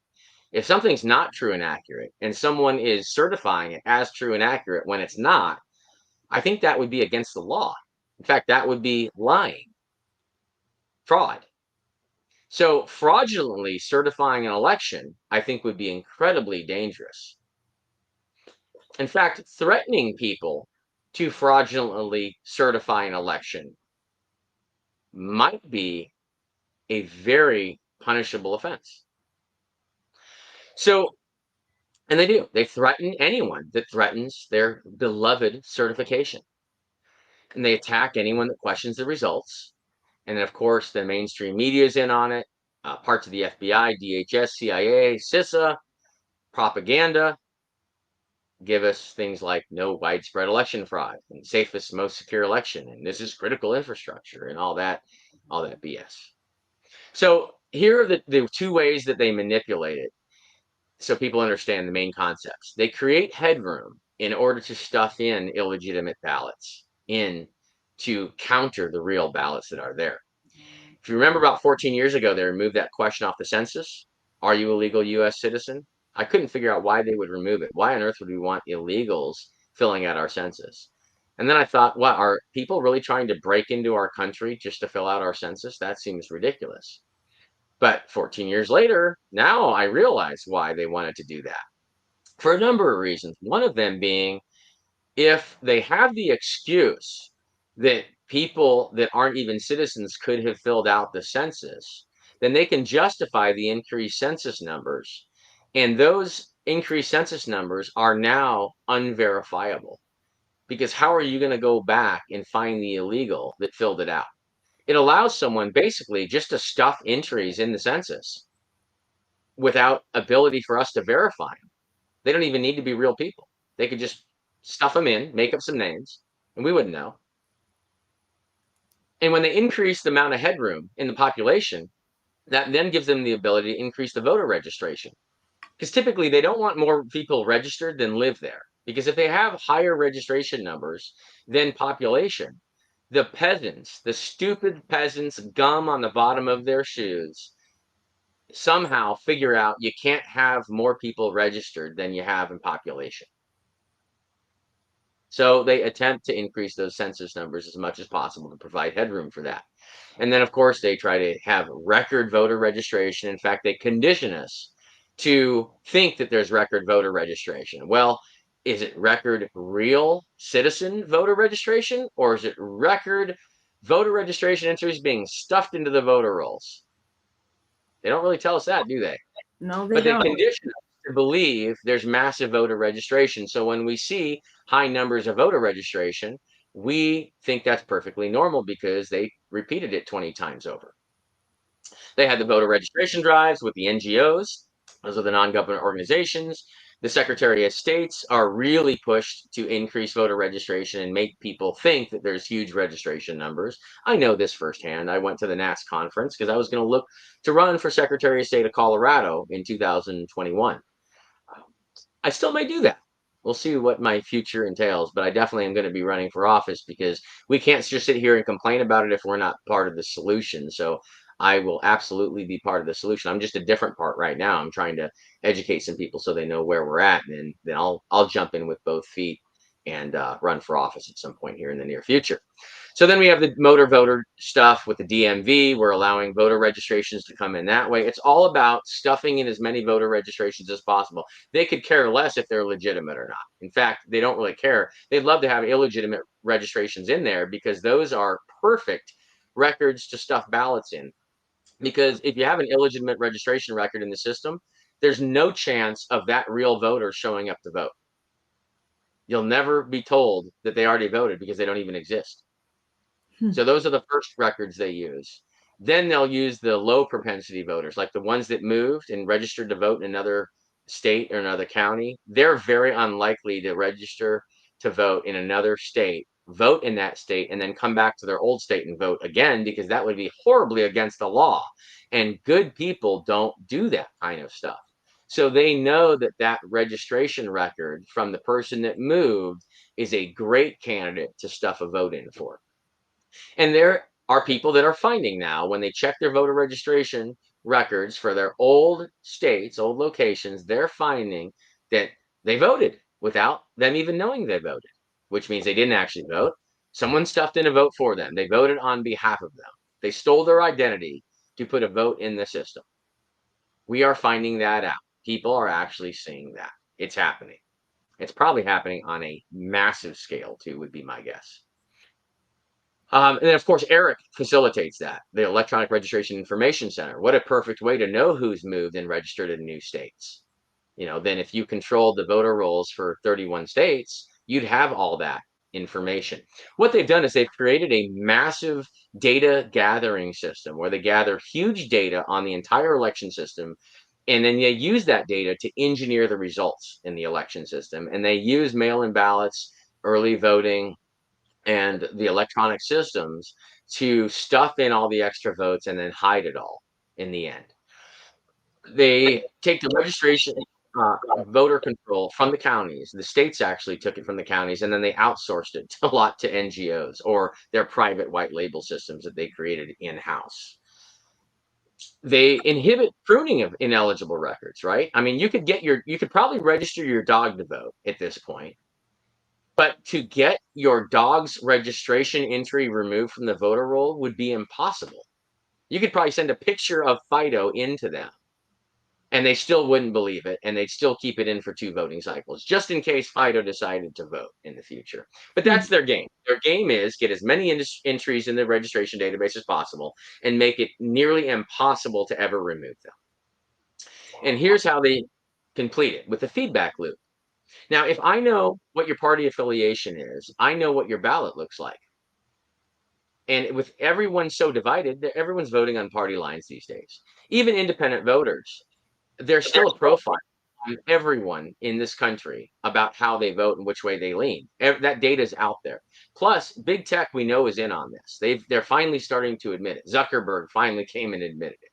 They're in on it. They have all the data. They read all our emails. They see all our social media posts. They pay attention to every time we like a post. And they build a profile on every single person so they know how everyone leans. So if they know how everyone leans, they know if that person's voted, they know what their ballot looks like. And if they are able to monitor who votes when, they can build a model of the election results without ever looking at a ballot. They've designed a system that they can know what the results of the election are within high accuracy without ever looking at ballots before, which is brilliant of them that they did that. So if they monitor who votes, how do they do that? Well, for mail-in ballots, they created this mail-in ballot tracking system. They told all the citizens it's so citizens can feel good. Peasants, you can rest assured you can vote by mail because you can pick up your cell phone and you can use your cell phone and you can check where your mail-in ballot is. Well, all that is another computer program that tells you where your ballot is. Well, it doesn't mean that's where your ballot is. They didn't build it for the citizens. They conned us again. They used our money to build a system so they can monitor when someone votes by mail. Or tell us what they think we want to hear, not necessarily truth or accuracy. Of course, they're masters of deception. And so they built this mail-in ballot tracking system for them to feed their feedback loop. And they feed their results model with that. Then the people that say, I don't mail in, I go in person, so they'd never know it. Well, of course they do. You check in on an electronic poll book, so they know that right away. And even for the people that have electronic poll books that aren't connected, well, they still have to report it every day, who voted. And people that have paper poll books, guess what? Those counties still have to report who voted every single day. So the bad guys have all this information of who voted every single day. They've got the profiles on everyone. So every day they've got a pretty darn accurate model of the election results. I bet it's, high 90, 98% accurate, I bet. And if they know what the results are and they know what they want the results to be, all they have to do is subtract and know exactly how many ballots to stuff in there. They already have the dirty voter rolls, so they can attach those ballots to those registration records. They start with the no propensity, then low propensity, medium propensity, and then they only save the high propensity for last. And those are the people that always vote because they don't want someone to walk in and be told they already voted. And then, in fact, let's talk about that real quick because you had Jovan on a video before I showed up here. And Jovan is telling people to request a mail-in ballot. And a few other people are doing that. And I know Jovan's going to love hearing this, but Jovan's wrong. So now his face is bright red and he's got smoke coming out of his ears and his nose because the guy can't hear that he's ever wrong about anything. But smart people will pay attention to this, and hopefully he'll think about this a little bit more in depth. And hey, Jovan, if you want to call me and discuss this, I'm happy to do it anytime. You know how to get a hold of me. So here's why you don't want to request a mail-in ballot. One, you create an additional attack vector in the election system when you request a mail-in ballot. You basically put another ballot in circulation that wasn't there before. And that's not a good thing. And I've got a good list here, so I'm going to go over all this because I want people to really understand this. You also send the wrong message. You send the message to everyone that people want mail-in ballots when you request a mail-in ballot. So these masters of deception and they're masters in messaging also. They're going to collect that data and they're going to use that to substantiate the continued use of mail-in ballots, which is a super highway of fraud in our elections. So when you request a mail-in ballot, you are feeding the monster. Stop feeding the monster. The other problem you have is when you request a mail-in ballot, in some states, if you go in to vote, you are only allowed to vote on a provisional ballot, which means your ballot will get put in a stack of provisional ballots and may not get counted at all, or will get counted separately. It puts it into a different path, which can be further manipulated. But if you vote a regular ballot, it gets mixed in with all the other regular ballots. So that's another disadvantage to requesting a mail-in ballot. And then you can't catch them if they do certain things, like if you request a mail-in ballot and then you find out a mail-in ballot got mailed out somewhere, but you didn't get it. Well, you have now given them ability to say, well, you requested it, so that's not a real big deal. But what happens if you never requested a mail-in ballot, but they have in their system that a mail-in ballot was sent out? then you get to catch them. So by requesting a mail-in ballot, you actually cross off a few of the things that you could catch them in, and you create another abuse vector for your vote. Now, the rest of what Jovan says is very smart. If you do get a mail-in ballot for whatever reason, because some states have all mail-in ballots, and that everyone gets one. Every entry in the voter rolls gets a mail-in ballot sent to it, regardless of whether they're legitimate or not, bad addresses, it doesn't matter. Those states, yes, bring in your mail-in ballot. Do not show it to them. And if you're told you already voted, you have proof that you did not vote. And then, yes, call your sheriff. Don't call 911, but call your sheriff, file an identity theft report, get it on record. Talk to the election officials there, show them your mail-in ballot. Because when these are people a lot of times say, well, where's the evidence? Where's the evidence? Well, if their system says you mailed a ballot in, but you're holding it in your hand still sealed in the envelope, even the most confused, deceived person would say, okay, wait a minute, maybe there is a problem here. And that will maybe the first evidence of fraud they actually pay attention to. And then as they start peeling the layers of the onion, they'll see the rest of it pretty quickly. There's no chain of custody on mail-in ballots either. So you don't want to create another one for that reason as well. All right. So back to the third order feedback loop. So after you feed in the phantom ballots, well, first you have to have a way to do it, right? How do you feed them in? Well, mail-in ballots. And we know that there's no way to prove who filled out the ballot. So if there's no way to prove who filled out the ballot, it's a perfect way to put them in there. And they can even use drop boxes. Thanks, Zuckerberg, for buying $500 million of drop boxes, because that even avoids the scanning at the USPS. Another way to stuff ballots into the system. It's a laundering operation. And so if you do that, how could you do that across the board all in one day? That would be a monumental task. So if I was a criminal, what I would want is more time. And how am I going to get that more time? Well, let's deceive the citizens again. Let's deceive the peasants. Let's tell the peasants, oh, your lives are really busy and there could be a storm or there could be a power outage and you really need early voting. You need to have flexibility because your vote's really important. So we should open this thing up and let you vote for, a week or a couple of weeks before an election, maybe even a month. Let's have election month. And so we come up with early voting. Early voting actually allows a lot more fraud in our election. And here's why they need early voting. Because they can't manipulate this whole thing all in one day across the country. It's way too much work for them.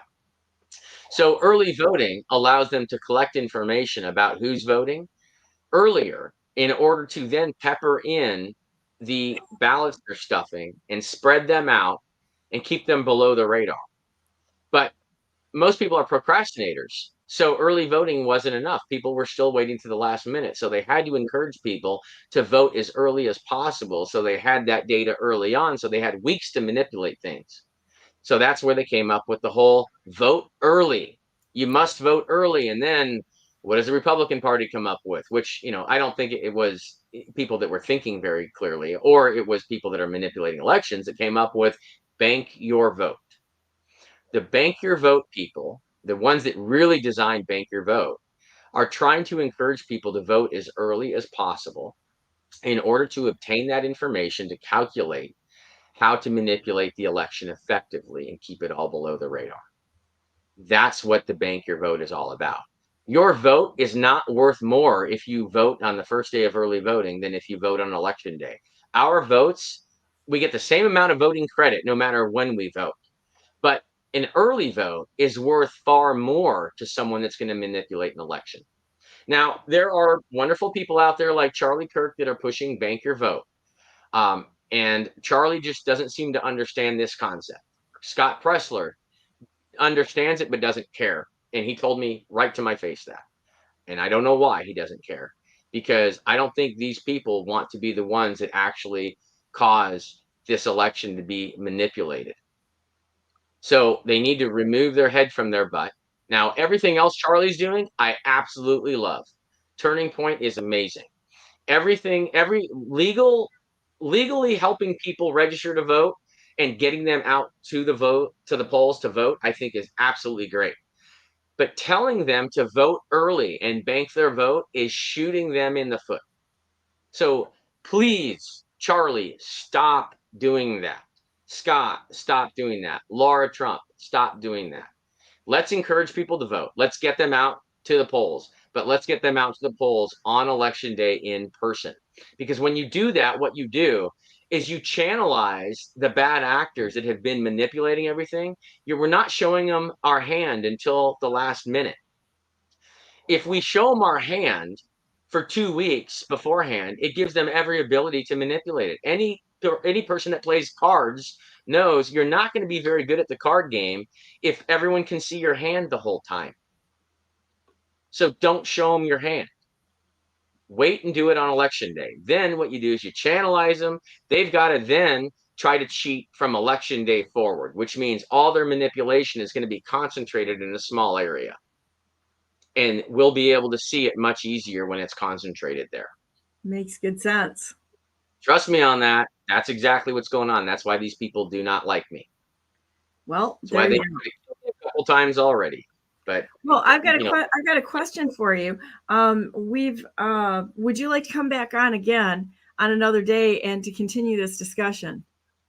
I'd be more than happy to. I know it's a lot of content, but these are the core points here. And then I want to go into the evidence. And then I want to go into what do we do in the next 2 months to actually get in front of them in all this. So, yeah, definitely. And of course, I'll get to at least that's the last part of that slide there. Yeah, I'd be more than happy to. I'd love the opportunity. I think that I honestly think that, I want to give you enough time to really go through all of this so that you can truly educate everyone on the amount of information that you have here. And I'm afraid that if we go into, to go further and we don't stop here and start another segment, that we're going to miss some details. Does that make sense? Would you rather continue on, or would you rather come back on?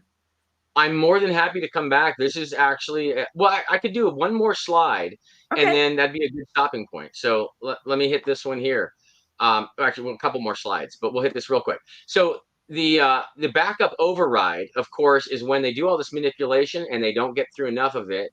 That's this override where they stop the counting in the middle of the night.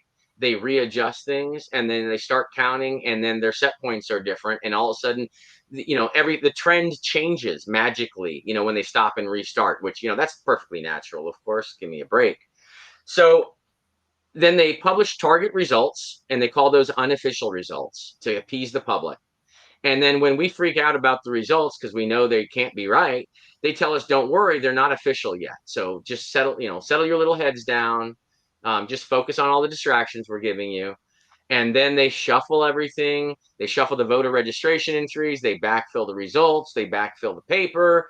And by the time we actually get to look at the ballots, if we ever get to look at them, they then publish the official results. And then everything magically matches because they do their little cleanup afterwards. So the seal and cleanup, they rush and threaten to force certification as well as fast as possible. And that's where our little friend comes into play, I believe, Jocelyn Benson. And do we have a couple more minutes for me to show this little clip? Yeah, because we've been talking about her because it's Michigan, right?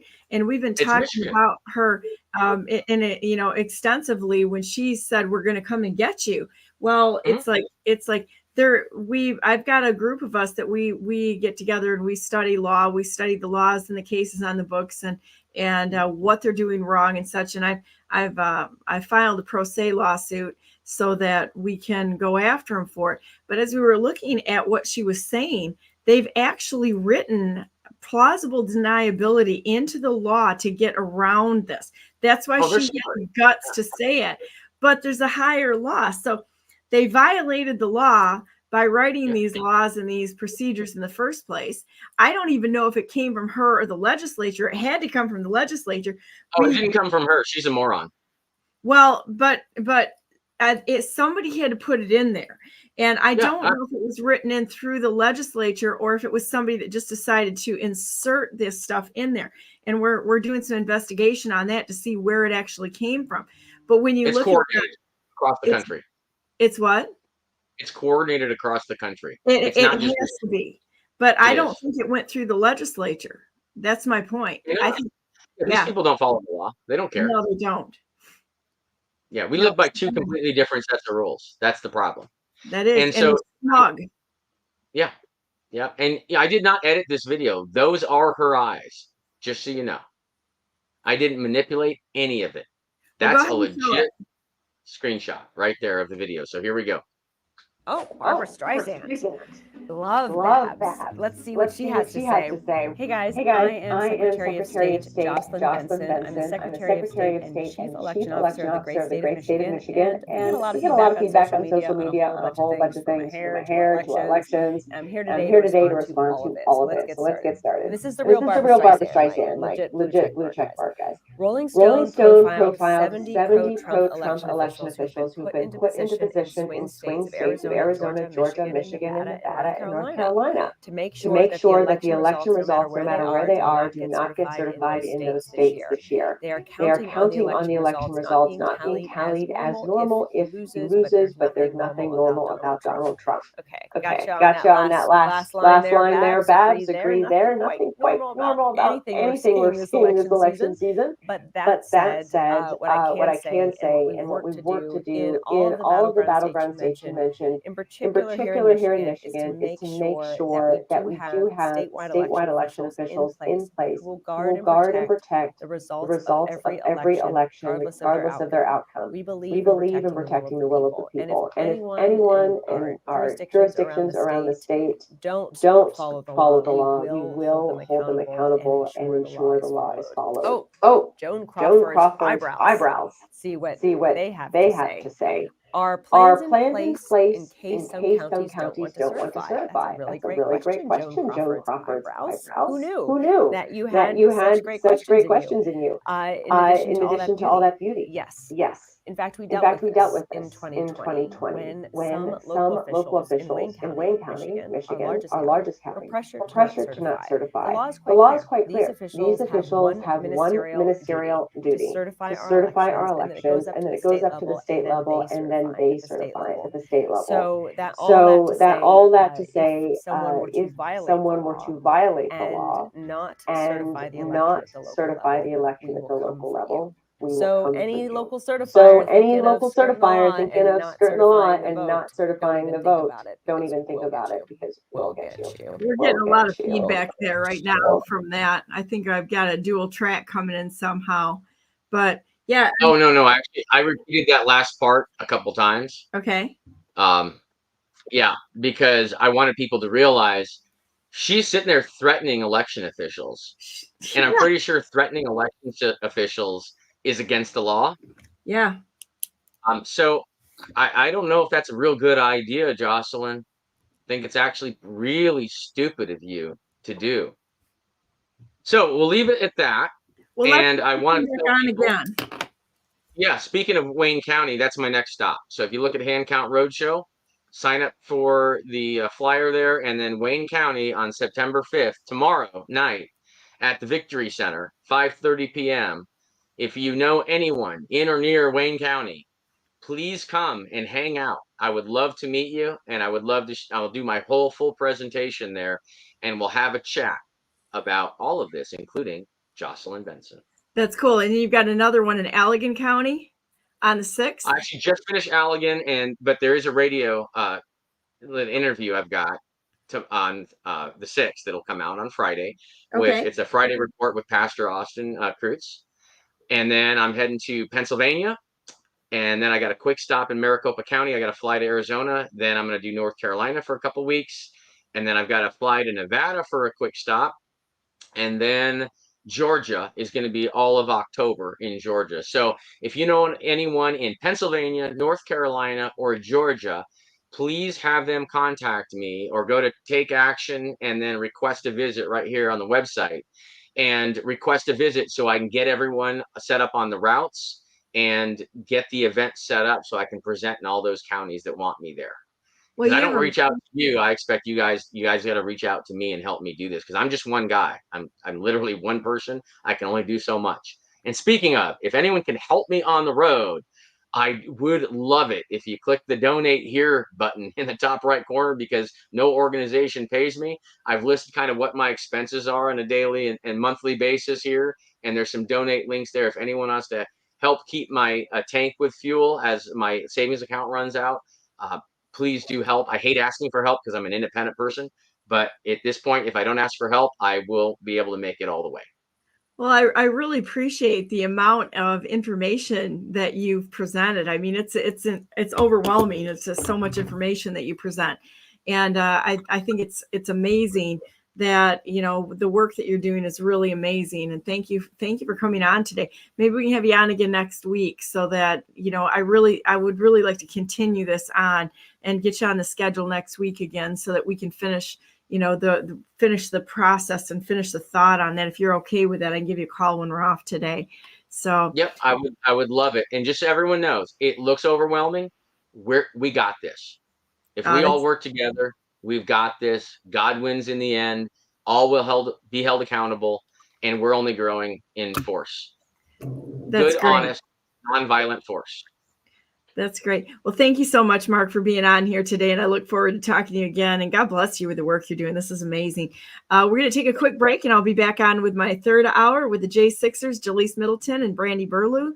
And we're going to continue talking about the political prisoners in America, because we're not going to stand for this, the theft of our elections, or the harm that happens to our fellow Americans, because we're one family. This is being an American means that we are one family and we fight for the rights of each other. So I'll be right back, and thank you.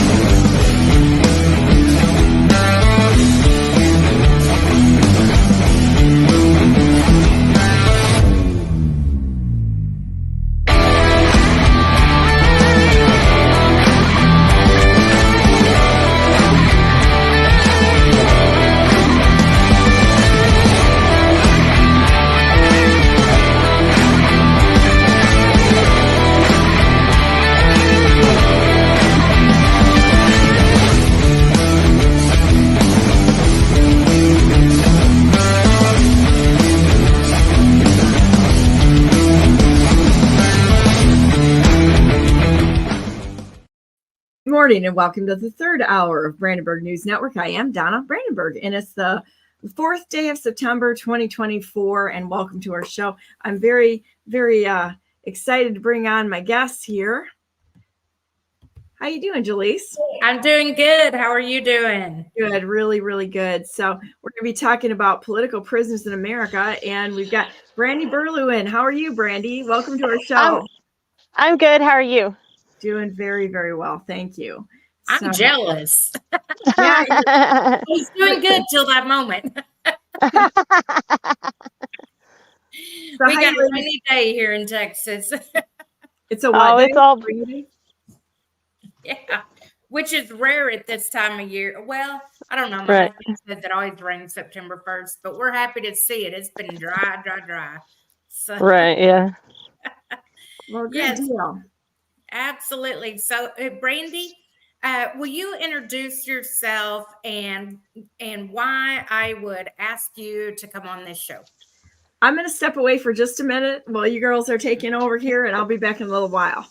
Thank you, All right. Donna. Thank you for all. Thank you. Thank you.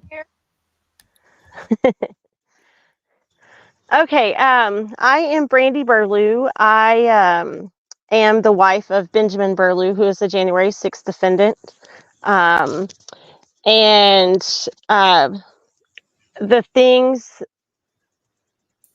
that families endure as families of January 6th defendants are just absolutely atrocious. That is absolutely right. And we hear a lot on, because I'm a J6er, we hear a lot from me on what's happened in my life. We hear a lot on, the other J6ers. I invite them on the show. They'll tell their story. And that in itself is tragic. But when you're living it firsthand, I think it kind of keeps you occupied. But the family is sitting there feeling like completely helpless. And I think it's important to get those stories out too. So that's why I brought you on today. I've had wives of J6ers come on one other time, and I've been trying to get some moms, but oddly enough, the moms just went radio silent. So Maybe in the future I'll be able to make that happen. But in the meantime, I think it is so important to see, not only the devastation on the families and what it's like as a wife to keep the household running, but I think it's important to see what keeps you going too. So. Yeah. So prior to January 6th, I had a lawn and garden center that I'd had with my first husband, who passed away in 2019. And it was we did pretty well with that business, and it was doing quite well. And I'd had it in that town that it was in. It was an existing business when we bought it. And so that lawn and garden center had been established in that town for almost 30 years. Oh, wow. And yeah. And then I also had an accounting practice in that town that I'd had in that town for almost 10 years at that point. And after January 6th, after they found out that Ben was a January 6th defendant, that town chose to deny my occupation licenses, even though I owned the building I was in, chose to deny my occupation license to continue to do business in their town. And so I had to shut down. That was when they heard he was arrested. Yes. So much for innocent until proven guilty, huh? Yeah, they literally denied my occupation license. The community tried, convicted, and determined guilt just off of what the newspapers put out about your husband. Yes, Even and though that they know with their heart and their eyes from working with you all these years, they totally denied all that. Totally denied it. Yeah, literally. It makes you wonder if our Constitution is not getting destroyed by the American people even more than this communist regime that it's taken over. Yes. It's really sad because my business it's a very small town where my garden center was. And I was one of the only retail businesses in the town that actually provided tax revenue to the town. And because they run off of sales tax revenues and stuff. And after that, so at that time, Ben hadn't worked for a while at that time because he's a disabled combat veteran. He's 100% permanently, totally disabled combat veteran. So the existing income hold on, right off the bat, a man that served our country, sacrificed his life and limb, well-being, and everything that the rest of us get to appreciate as luxuries of being an American. He gave it up so we could continue to have those freedoms. And yet, the minute a word come out in the community that he was a J6er, everybody immediately tried, convicted, and condemned a military veteran for having the courage and strength. Even if they didn't know what really went on January 6th, they had the audacity to deny our Constitution and treat y'all that way. I am just absolutely broadsided by that. I'm not sure why, because I know the same thing happened with me, but it's a whole different show when you've actually worked in the community, been a business owner, the whole world knows you, has seen you, and they know he's a veteran, he's disabled, he's served. I'm blown away by this. Yeah. And the thing is his name, he had absolutely nothing to do with my businesses. They were businesses that I had before Ben and I got married. And so for them to do that to me, it was really like a stab in the heart, because I'm like, I have contributed to your community for 10 plus years and serviced a number of people in the community. Like, I was a garden center. I had so many people coming in and out of there that just absolutely loved my garden center, and they would have stood by me. But because the town denied my occupation license, I had to shut it down. I had no option. It's a $10 piece of paper. I would absolutely love to see you be able to file a lawsuit for defamation, destruction, and anything else you can get your hands on for them. That it just, straight up, it pisses me off. Yeah. Even looking at it outside of your husband, I'm looking at an innocent woman that didn't go that day, Literally. the charges were not on you, and you're a widow. And what does the word of God tell us about the widow? That we're to care for her. If anything, it was now their obligation to step it up a notch and provide and protect you. And instead, they condemned you, they kicked you while you're down, and they literally tried to bury you. Very much so. And so in doing that, it's just by the grace of God that we've survived financially. Because it really, I went from having about $150,000, $200,000 a year in gross income, at least coming in, to basically none at that point, and so it was a big hit. And at that time, we were still in the process of working on Ben's, we were still in the process with the VA and with Social Security on trying to get all of that stuff done for him, because, it takes years to get through all of the process to get, he already had a rating when he ceased working in 2019 through the VA. But we were working with a group of attorneys because his disabilities were getting worse, and we're like, something's got to give. Well, they deemed him 100% disabled, but that wasn't until the beginning of 2023 that we finally got all that. So literally, we were without much income. We had just a little bit coming in from him and a few clients that had stuck by me, that were like, we'll bring our stuff out to where you are. We don't have to go to your office. We'll just bring our stuff out to where you are. And so there's been some very wonderful people that are like, this is wrong. What is going on is wrong. And we're not going to pull our support from you. Because praise God for that. Praise God, because y'all, oh my. Yeah. And we have no family. I have an uncle on my dad's side, and then I have some uncles on my mom's side, but both of my parents are gone. My mom passed away when I was 16. My dad passed away in 2016, and both to cancer. And then Ben's family is just non-existent because it's better off that way in our lives. But we were even ostracized by the church that we were in at the time, and told that we couldn't talk to anybody in the church. I was actually on the praise and worship team at the church, and Ben was told that he could not speak to anybody in the church until all of his January 6th stuff was over.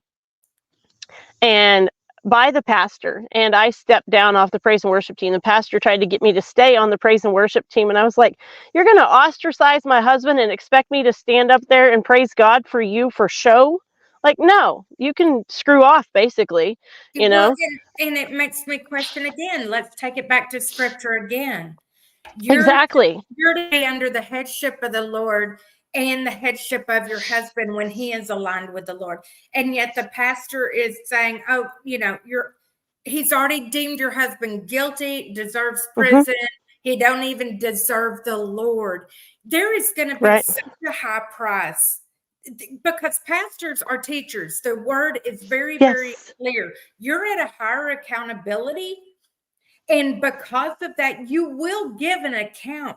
And when you stood in the way of his children getting to him, all I hope is that he has come to his senses and bowed before the Lord and repented and been wise enough to come back to you and ask forgiveness. He hasn't asked forgiveness. He has changed his tune about January 6th some now. We have a new pastor at our church, but this former pastor is now a senior pastor. Like he's the pastor for the senior people at the church, the older people at the church now. But our lead pastor now is a phenomenal man. Him and his family are absolutely wonderful. And they have actually locked arms with us and said, we're going to get you through this. We're your family. Look at the beauty that's coming And- from ashes there. And I'm so grateful to hear, because I'm telling you, he's leaping condemnation on himself. And the reality is, you know, Yes. I'm not so far out that I don't realize that it probably took you a minute to see what was happening.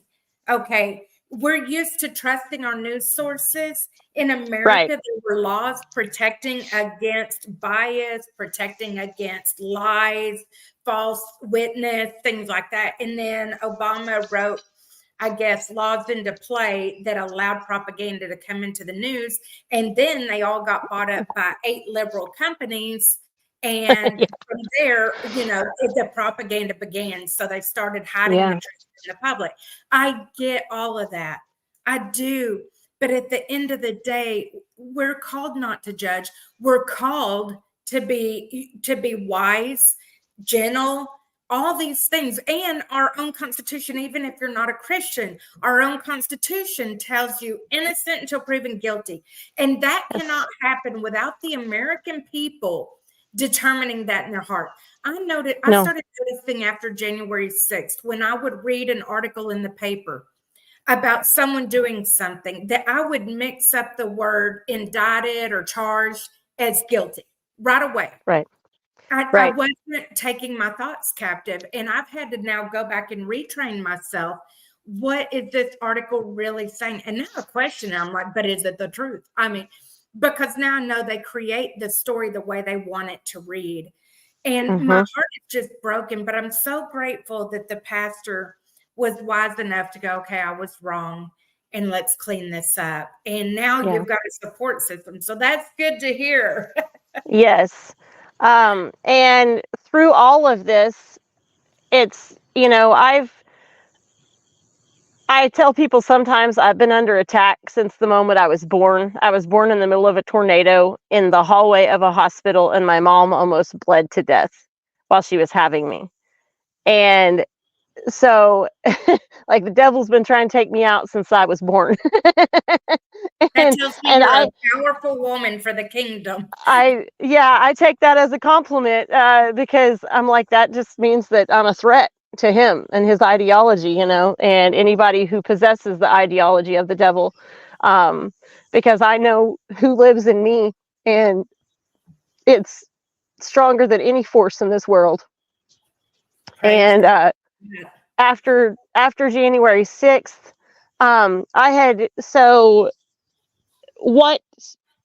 what that little town did with sending me to my house, basically, and not allowing me to do business in their town, what that did was bring me and Ben closer together with our children. It put us together and all the time, and allowed us to start homesteading more, to start seeking God more as a family. And I had been contemplating the idea with my first husband, before he passed away, of homeschooling our children. But I actually had such a busy schedule and a big practice and stuff, you know, and had multiple businesses, that it was hard to homeschool my children, even though I wanted to. So they were in public school at the time. And now we're in year 3 of homeschooling full time. I think it's year 3, it might be year 4, year 3. And of homeschooling full time. And it's been one of the best decisions that I've ever made, that we've ever made for our family. My children are thriving. They're excelling in everything that they're doing. Just watching their growth daily in God and in maturity. They're farm kids, so they have some chores they do. You know, we have a few chickens, we have some rabbits and a few ducks, and and then we have a huge garden. And so we just live farm life. We live the way that I believe that, as best as we can in this world anyway, that God intended us to, and to get away from the world. You know, we're called to be in the world, not of the world. And so we try to instill that in our children, that, you know, you judge things based upon God's word, not upon what the world tells you to do. And And that's been the wonderful thing about this, is it has brought us all closer to God. It has tightened our walk and straightened our walk and made us realize that he is our only hope. He is the only thing that is going to get us through this. And he is our vindication, our restitution, our defender, our protector, our provision. He's all of it. And if our country would realize that, and, you know, if we would humble ourselves and call on his name, He's our country faithful would and heal. just to restore this nation. That is Yes. absolutely right. And that's the message I hope that I get out over and over, is this is a time of repentance. This is Yes. a time of awakening. I see it all around me. I have people coming to Christ. I have people hungering for the truth and the word, hungering for hope. And the hope that lives in me can live in you. And Yes. so even though this is so tragic, and I know the people hear our story and they're like, oh my gosh. I mean, they're blown away that this has happened. You can look at us and tell innocent Americans that just loved our country and had no idea we're walking into a trap. And what a betrayal of our country, that we trusted you. We trusted you. We trusted that we were being ran by good, honest people, good, hardworking people that loved us, that cared about us, that wanted good things for us, that wanted to protect us. Uncle Sam, Uncle, we had you as family, and you betrayed us, and you attacked us and hurt us. That is like a parent that abuses their child. And the betrayal of that, it's going to be so hard for us to recover from. So when you sense anger from us toward our country, please know it is not toward America. It is not toward the American people. It is not toward our government. We know that our government got taken over by tyrants. Well, how do we know? Because our government would never do this to us. That's how we know. And by faith, we will walk forward through this, and we will be victors, because the Lord tells us that the battle's been won. And so that's the exciting good news out of all of this, is that the battle has already been won. The hard part is going to be for us to stay reminded of that, because we're on the tip of the spear, and we have to fight this by standing firm on the word of God through and through. And I got a question for you, Brandy. So for me, I have watched and been a part of the January 6th community now for 3.5 years. And I have heard people, you know, call up for civil war and a World War III, and this has to stop, and we got to take up arms and pry my gun out of my cold dead hand, and all of these things. And I've been the one telling people, you're throwing punches at ghosts, because this is a war and evil. And you can't throw punches at ghosts because they don't feel the hit. You feel the hit by spiritual warfare. I'm curious, though. I mean, that is just my one opinion. What is your opinion on that? I agree completely with you. It is a fight of good and evil. It's not a physical fight.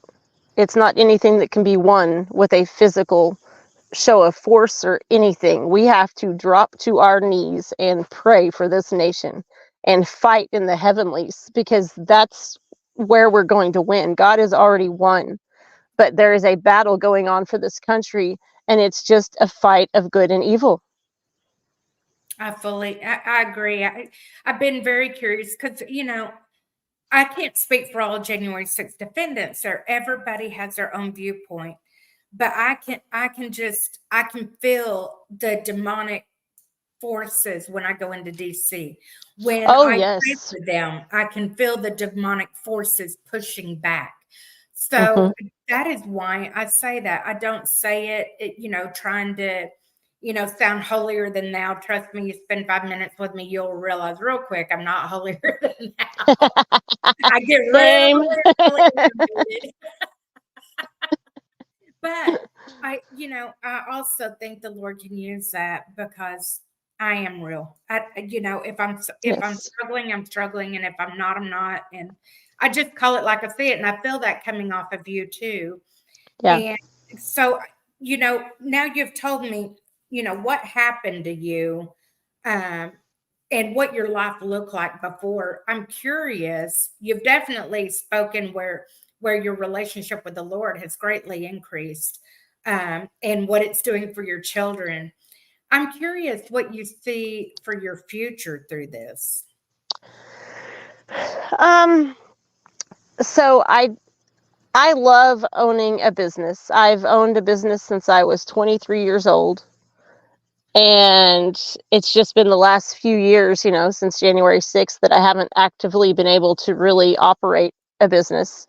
After all this is over, I do have aspirations to open a business again. And I actually have a mission in mind as well. I'm not going to say the name of it because I don't want anybody to steal it, but not that you would, but somebody might.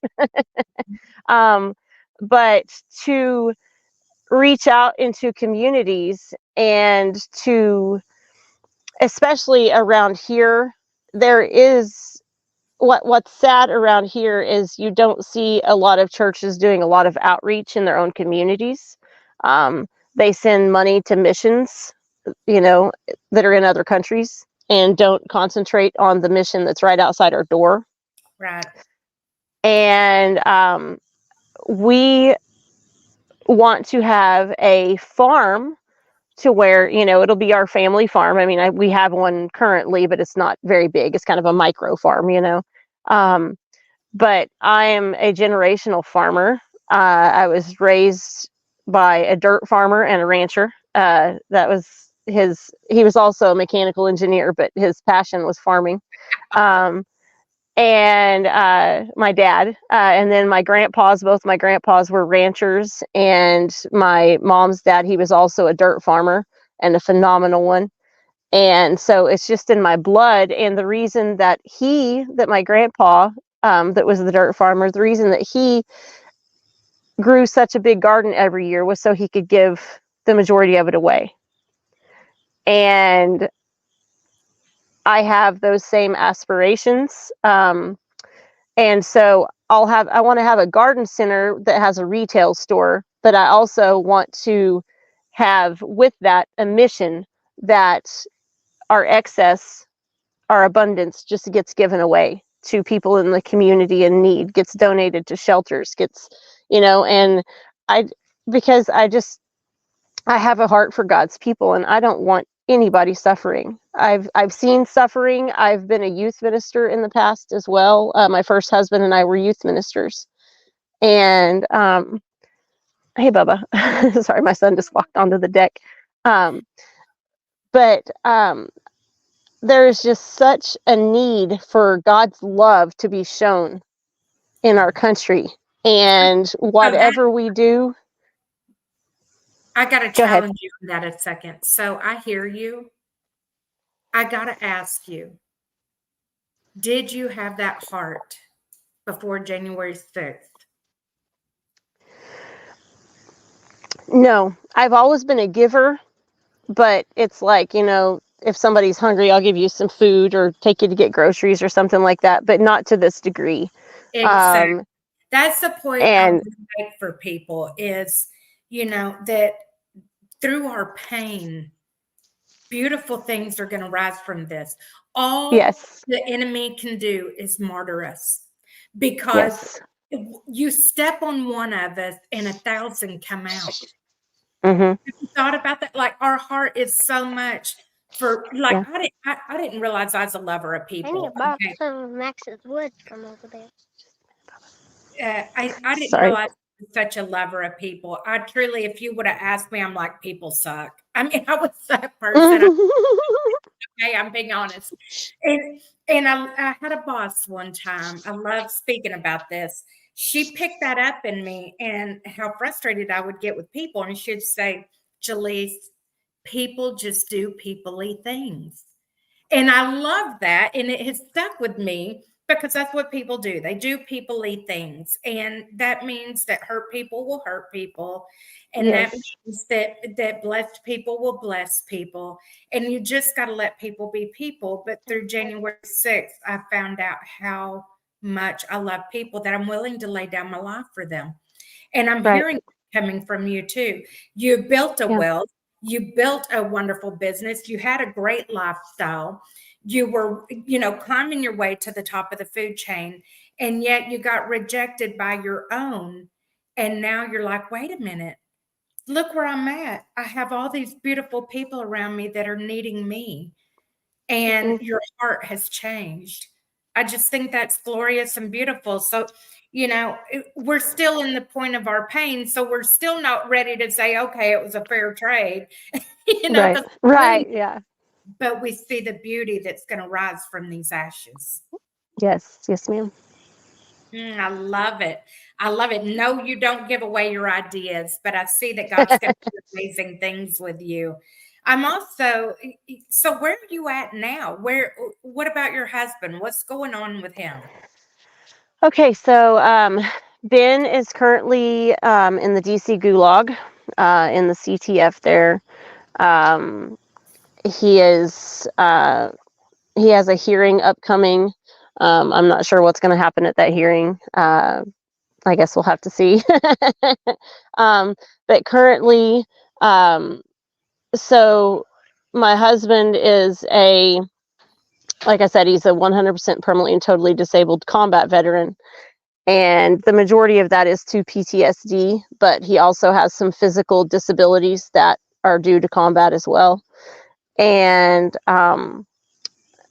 the lack of medical care that he can have, and a lot of this comes from, we are completely holistic. He's a former addict.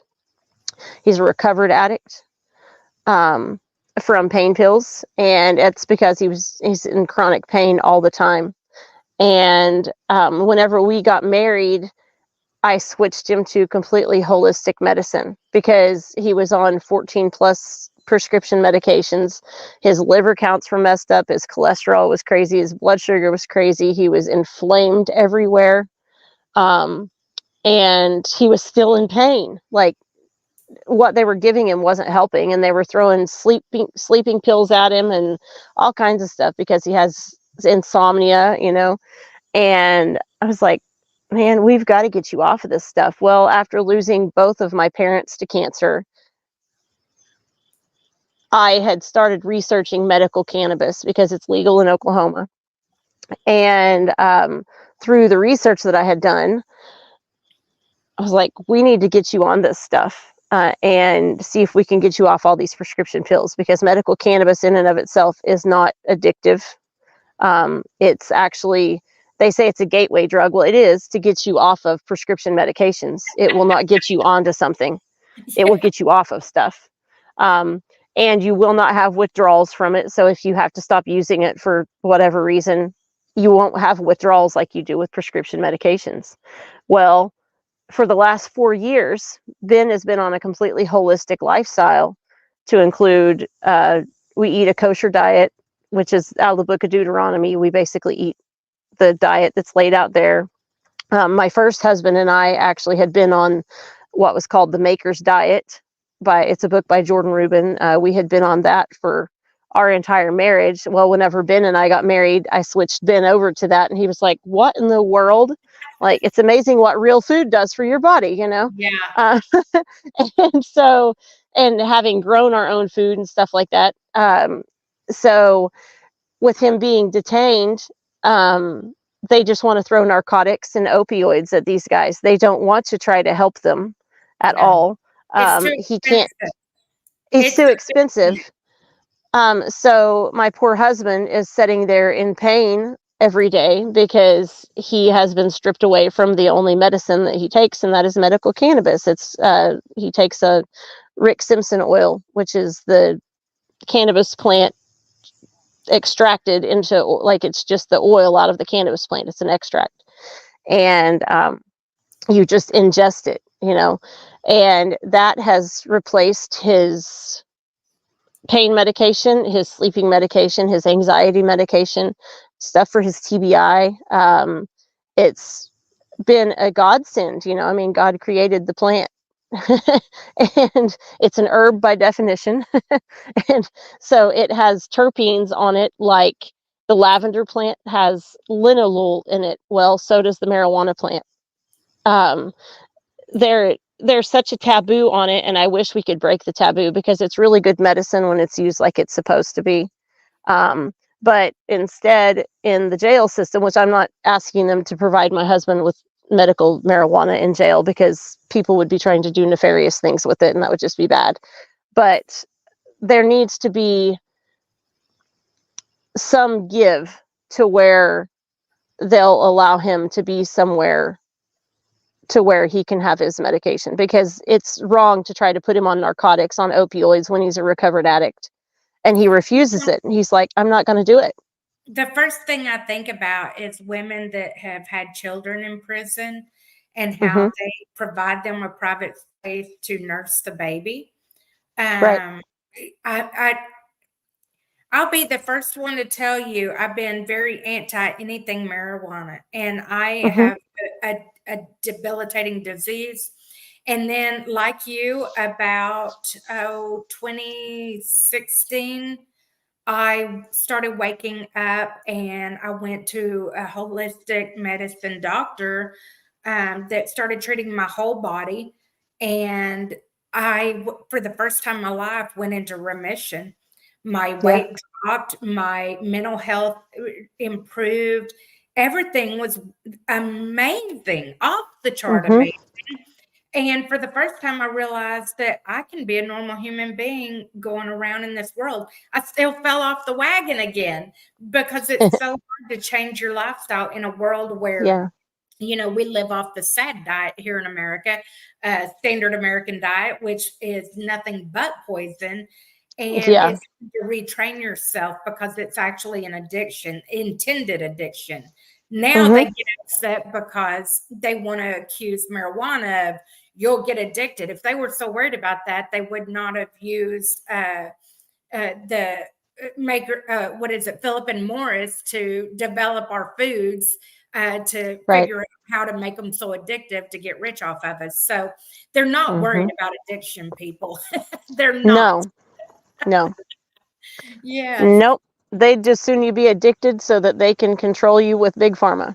That is absolutely right. And I worked in the medical field. I can straight up tell you that. I actually had to leave my career a little over a year ago for that very reason, after walking through COVID as a essential employee, you know, and watching it was really, really bad for me, because I saw the evil of mankind.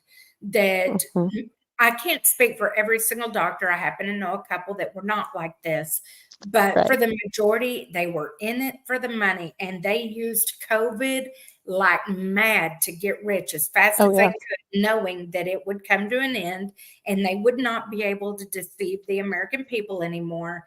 And they used it to the best of their ability to pad their pockets. They didn't care about the welfare. I watched them murder the elderly and alienate their family from them. I was standing in windows of nursing homes, dancing in a costume just to bring a moment of joy to them.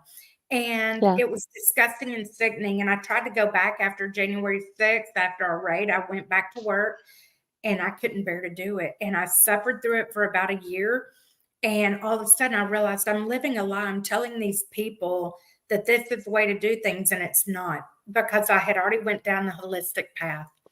So I am all in with you. In fact, there's probably going to be later phone calls to pick your brain and help me get back on track, because people need to hear it. And I would love to have you back on for an opportunity to just educate on superficial stuff, just to get people to hunger for truth and start digging in. Because the minute you do, you're going to be pissed. I was. Very much so. I really thought these were, y'all, you got to forgive me. I own where I failed, and I called y'all tree huggers, and I thought you were kooks and you're conspiracy theorists, and then I realized you're the ones that know the truth, because you actually used your brain and I did not. And So here we are. So Brandy, That's funny. So he's in the DC prison. That is, I know that's horrific. There's not a worse place to go other than maybe that Supermax in Colorado where Lucas Denny is being held captive. Right. And so I know where he's at and the suffering he's got to be enduring. Where are you in staying on your feet with your children?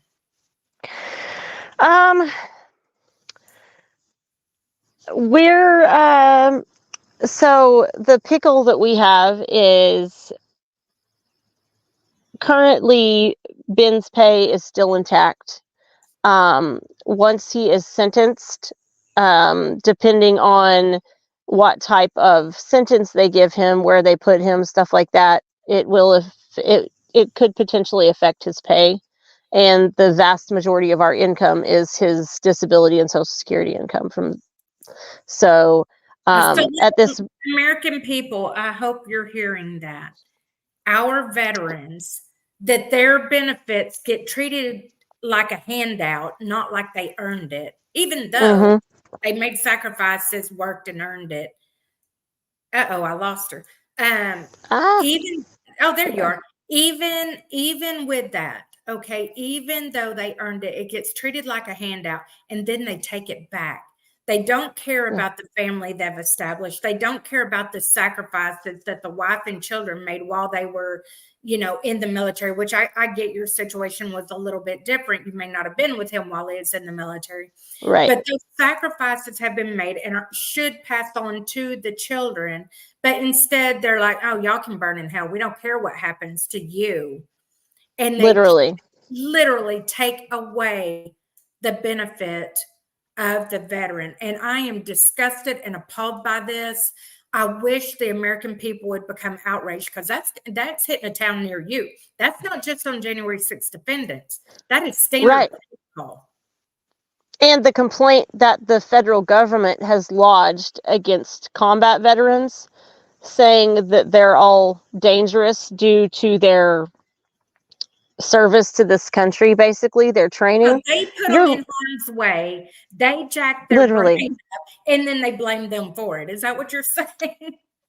Yes, and they're saying that they're literally saying that my husband is a threat to, he has no criminal record, by the way. He has an honorable service record. He's got a Bronze Star with Valor and ARCOM with Valor.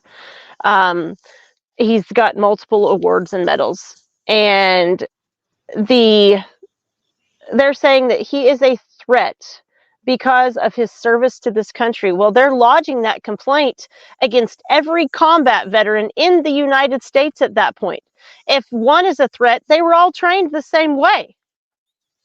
All the Army is trained one way, the Navy, the Marines, Air Force, they're all trained in specific ways. So you're going to say that all of our protectors are a threat to society? Say that. I'm just sitting here going, okay, you're American citizens that you trained to be warriors for our country. You're considering a threat while you're paying for military arms and in foreign countries that are dangerous to us and leaving them there for them to use against us, and then inviting them over our border to use the weapons you gave them against us. They're not a threat, but your American citizens that you trained to provide service to this country of protection is now a threat. I literally have a document that states it. That's what the FBI said about my husband.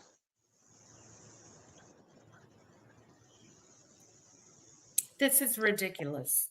It's ridiculous, yes. And that's why they want to keep him detained. It's because they say he's a threat to society when he's never had a criminal background. And like I say, an honorable service record. And so they are taking our protectors and they're putting them in jail, is what they're doing. That's exactly what they're doing. So just to add a little bit of history to people in case you hadn't seen prior shows, 7% of Americans are military veterans. 7%. Yet we have, I believe the last number that was looked up was 26 or 27% are January 6th defendants that have been incarcerated that are military veterans. Now, what's on the inside should equate to what's on the outside. It should be about 7% of the population. Right. But there is an unusually high rate of them going after the military veterans. Why would they do that? Well, let me tell you why they would do that. For that very reason that they deem them a threat, because they know what they're doing is evil. They know that they're attempting to take over our country, and our military veterans are the ones that would recognize a PSYOP and act on it. That's why they're putting them in prison. Very much so. We're in a sad state in this country, and I hope that every one of these interviews have been eye-opening to the American people, because you can't make this stuff up. And I don't care how deep you want to go down the rabbit hole, it seems to go deeper. I'm so deep in right now that I'm oxygen deprived. I don't even I mean, you think, oh, I'm just going to look into this one little thing. Someone mentioned it. I want to know more about it. And 2 days later, you come out and you feel like your walls are closing in around you. The gentleman that was on just before us talking about the hand counting votes and the way they're already stealing the election again. I've been listening to James O'Keefe and OMG, where they have started investigating Act Blue, because that's where they're funneling what looks like foreign money in to the Democratic Party and using innocent elderly yet again, as if they didn't do it enough during COVID to try to get rid of the ones that are, taxing our medical system and cost too much money. I believe that's why they killed them, was to get them out of their hair. And now they're turning around and using them again to steal their vote from them, because after all, they're dying anyway. When is the American people going to be outraged and put a stop on this? And the only way they are is start beating down the doors of Congress, wanting answers, questioning them. What are you going to do about this? Where have you stood on this? Why am I not hearing from you when you're doing interviews? Why am I not hearing about this topic? That's what's going to have to happen, because right now they think they can get away with it, and they are getting away with it. And guys, this is about to be our at least second election stolen. I really believe it's the third election stolen. And so, I look at Bernie Sanders. Wasn't a fan of the guy, but hey, let's face it, that was stolen. Look at Kamala Harris right now. She just stole the nomination, didn't even leave it to vote, and then pretty much dictated at the DNC, this is who you're going to celebrate. Yay me. So this is disgusting, and it's an outrage, and it's got to be stopped, and it's only going to be stopped by the American people. We're to fall on our knees, we're to pray, but we're to be active too. I can point scripture after scripture where the Lord is holding you to account for your cowardice. Go to Revelation 21:8. He straight up tells you you're not going to enter the kingdom of heaven if you are walking in fear, and that the coward will not enter the kingdom of heaven. I posted the other day, if anyone sins because they do not speak up when they hear a public charge to testify regarding something they've seen or learned about, they will be held responsible. This is Leviticus 5:1. There's another scripture I ran across the same day. And by my righteousness, one will live by faith. And I take no pleasure in the one who shrinks back. But we do not belong to those who shrink back and are destroyed. You hear what's going to happen when you shrink back. You're going to be destroyed. But to those who have faith and are saved. If you have faith and you walk boldly in that faith, you will be saved. The one who tries to save his life will lose it. The one who loses his life will gain it. And so and the biggest thing is what you pointed to, Brandy, and that was this. You're showing your children how to walk through persecution right now. You're showing them. You're showing your grandchildren, because your children are going to raise your grandchildren, and so on and so forth.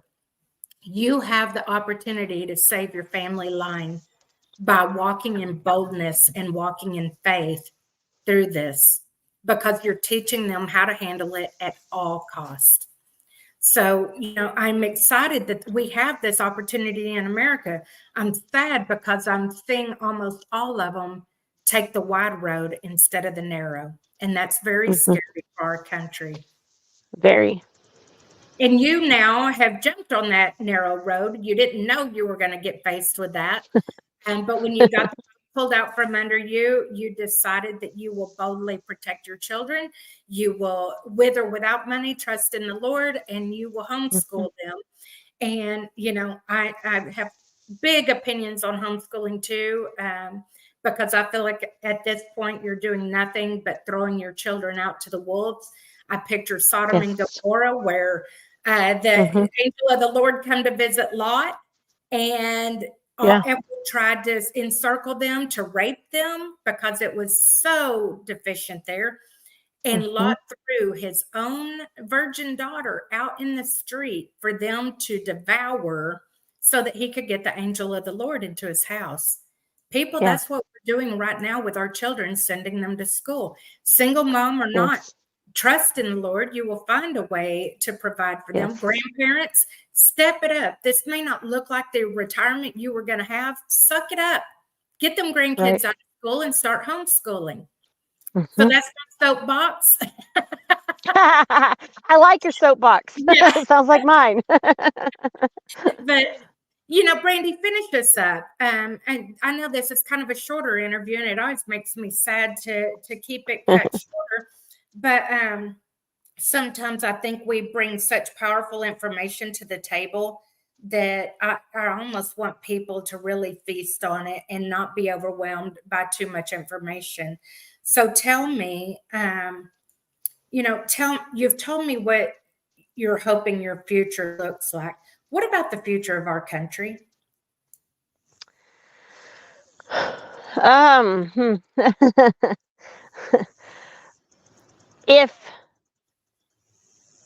If Christians, if children of God do not stand up and be bold and roar louder than the lion that is seeking to devour us right now, we're going to be devoured.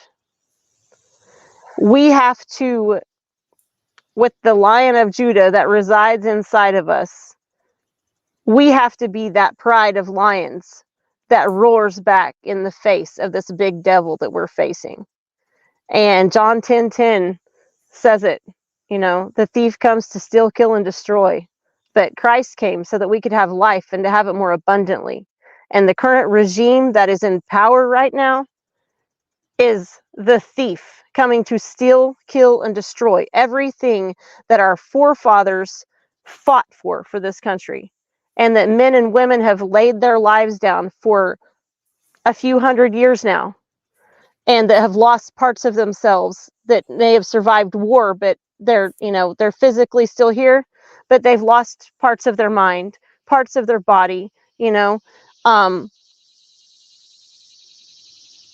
if we don't fight for what our forefathers fought for our country being founded on God's principles, she's gone.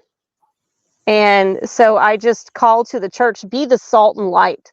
Don't hide it under a bushel. This little light of mine, I'm going to let it shine. Be the light. Be the salt. Don't be afraid. Walk boldly in what Christ has given us at the cross. We have the victory. We just have to take it back. That's absolutely right. That is absolutely right. I could not add to that and make it any better. My prayer today is that your little town will repent, and that your Lord will prepare a table in the presence of your enemies. Yes. And you will be restored tenfold, as just as Job was, that there will be no loss, that it will be fully restored for each and every one of us. I don't know what that will look like, but I know it is a promise of the Lord, as long as we are obedient and faithful to him. And I'm excited to see a sister in Christ that is a warrior on her knees to restore this nation. We need so much of that right now. And that is something that every single American can do. You may not be in a position where you can go knocking on the doors of Congress daily. You may, or writing letters or calling or whatever, but all of us are in a position to fall to our knees before our Father and lift up these January 6th defendants and their families. How can we specifically help you? I know that, Ben probably has a Gifts and Go. Will you share that with us? Yeah. We do have a Gifts and Go. I can, how do I get it to you? So, what I do, I'm going to have you, when this goes into a video, people can replay it. I haven't figured out how to get this darn share screen where I can pull it up. But if you can tell me that, I will look it up and hopefully be able to get that in the show notes. But if nothing else, people can definitely replay this and look it up. Yeah, hold on a second here. Let me go with me into my house, and I'm afraid if I pull it up onto my phone, I'm going to drop the video. So Gotcha. Well, let me go. It might be that I can even find it. So okay. In the meantime, let's see here. Oh. And I know how to spell his name now. It'll actually be under Brandy Bowen on the Gives and Go, because my legal name is actually still Bowen. Perfect. And it's Family Relief Amidst J6 Persecution, and I think is what it is. It is Family Relief Amidst J6 Persecution. There you go. If y'all would go to her Gifts and Go, I'm going to repeat it again. It's, in fact, I'm wondering if it won't let me. Let's look here. Giftsandgo.com. And I just searched Brandy Bowen and it pulled her up. But it's under Family Relief Amidst J6 Persecution. And I am calling for people to reach out and help Brandy because it is a rough road when everything you have known for your financial security is ripped out from under you. Yeah, it is. Look at her beautiful land out there, guys. So also you can go to AmericanPatriotRelief.org and donate there. We try to help the January 6th defendants and their families with not only commissary and their travel to and from DC in order to go to their trial and sentencing. We also attempt to help keep the family afloat for whatever they need. We don't overly scrutinize what the need is. If the need is there, we're going to try to help. If we've got a penny in our pocket, we'll give it to you.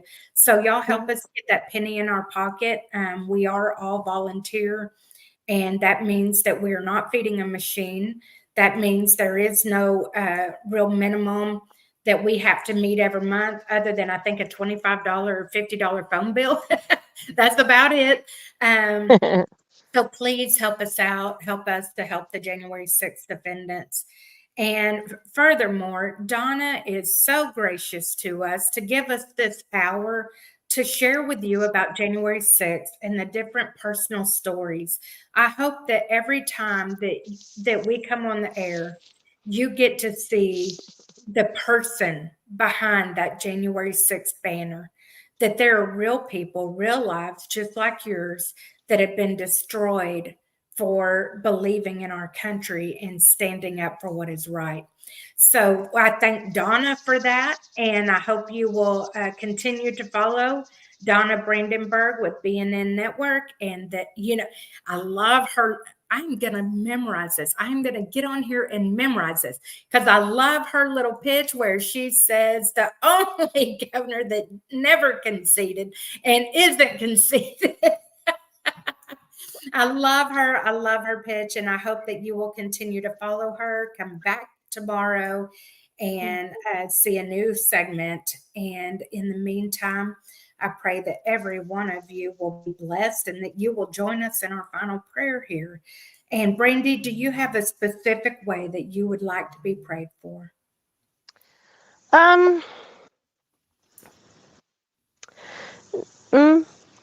No, I'll just let you do it. All right, well, let's do it. Yeah. Lord Jesus, we come before you always with a heart of gratitude, that even through the darkest of times in our nation right now, that you are a light in a dark place, that we can lean into you, that we can cuddle up in your arms and still be protected and safe, that you are a mighty warrior that has taught us how to fight these spiritual battles, that you have fully equipped us with the full armor of God, that we can suit up and show up for the battle. Father, I thank you for each and every January 6th defendant, that you put the calling on their heart and that they answered to go on January 6th, that they stood firm on truth. Father, I pray for the mighty courage in them, that they can continue to stand on truth, even in the face of opposition, even in the face of rejection, even in the face of persecution.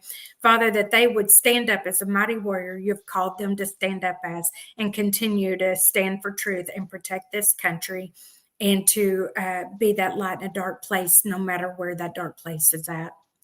Father, I pray for your protection around each and every one of them. They are America's army right now, as our army has stood down to not protect the enemy from within. Father, we love you so much. We trust you, and we seek to be a light in a dark place.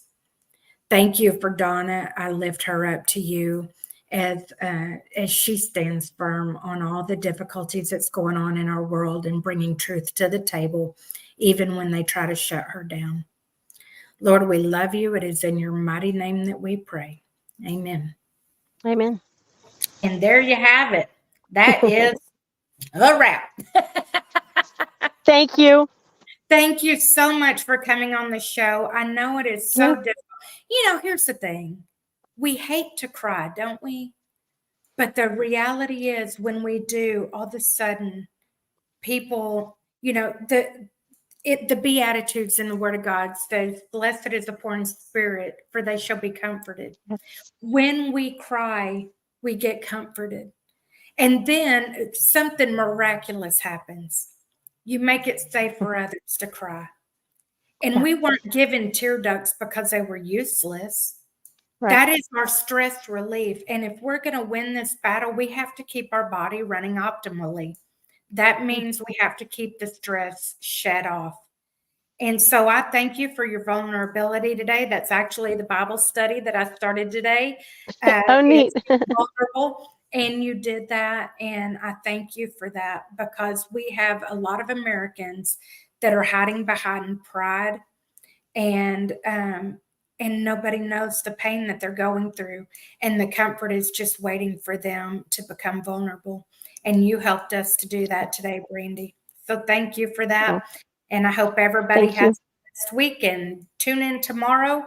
And I don't even remember who I have on tomorrow, but there's somebody. I am definitely not at the professional level of Donna. I praise God for her to keep me on track. So anyway, y'all have a blessed day, and tune in next time. God bless. Thank you. Bye. Bye.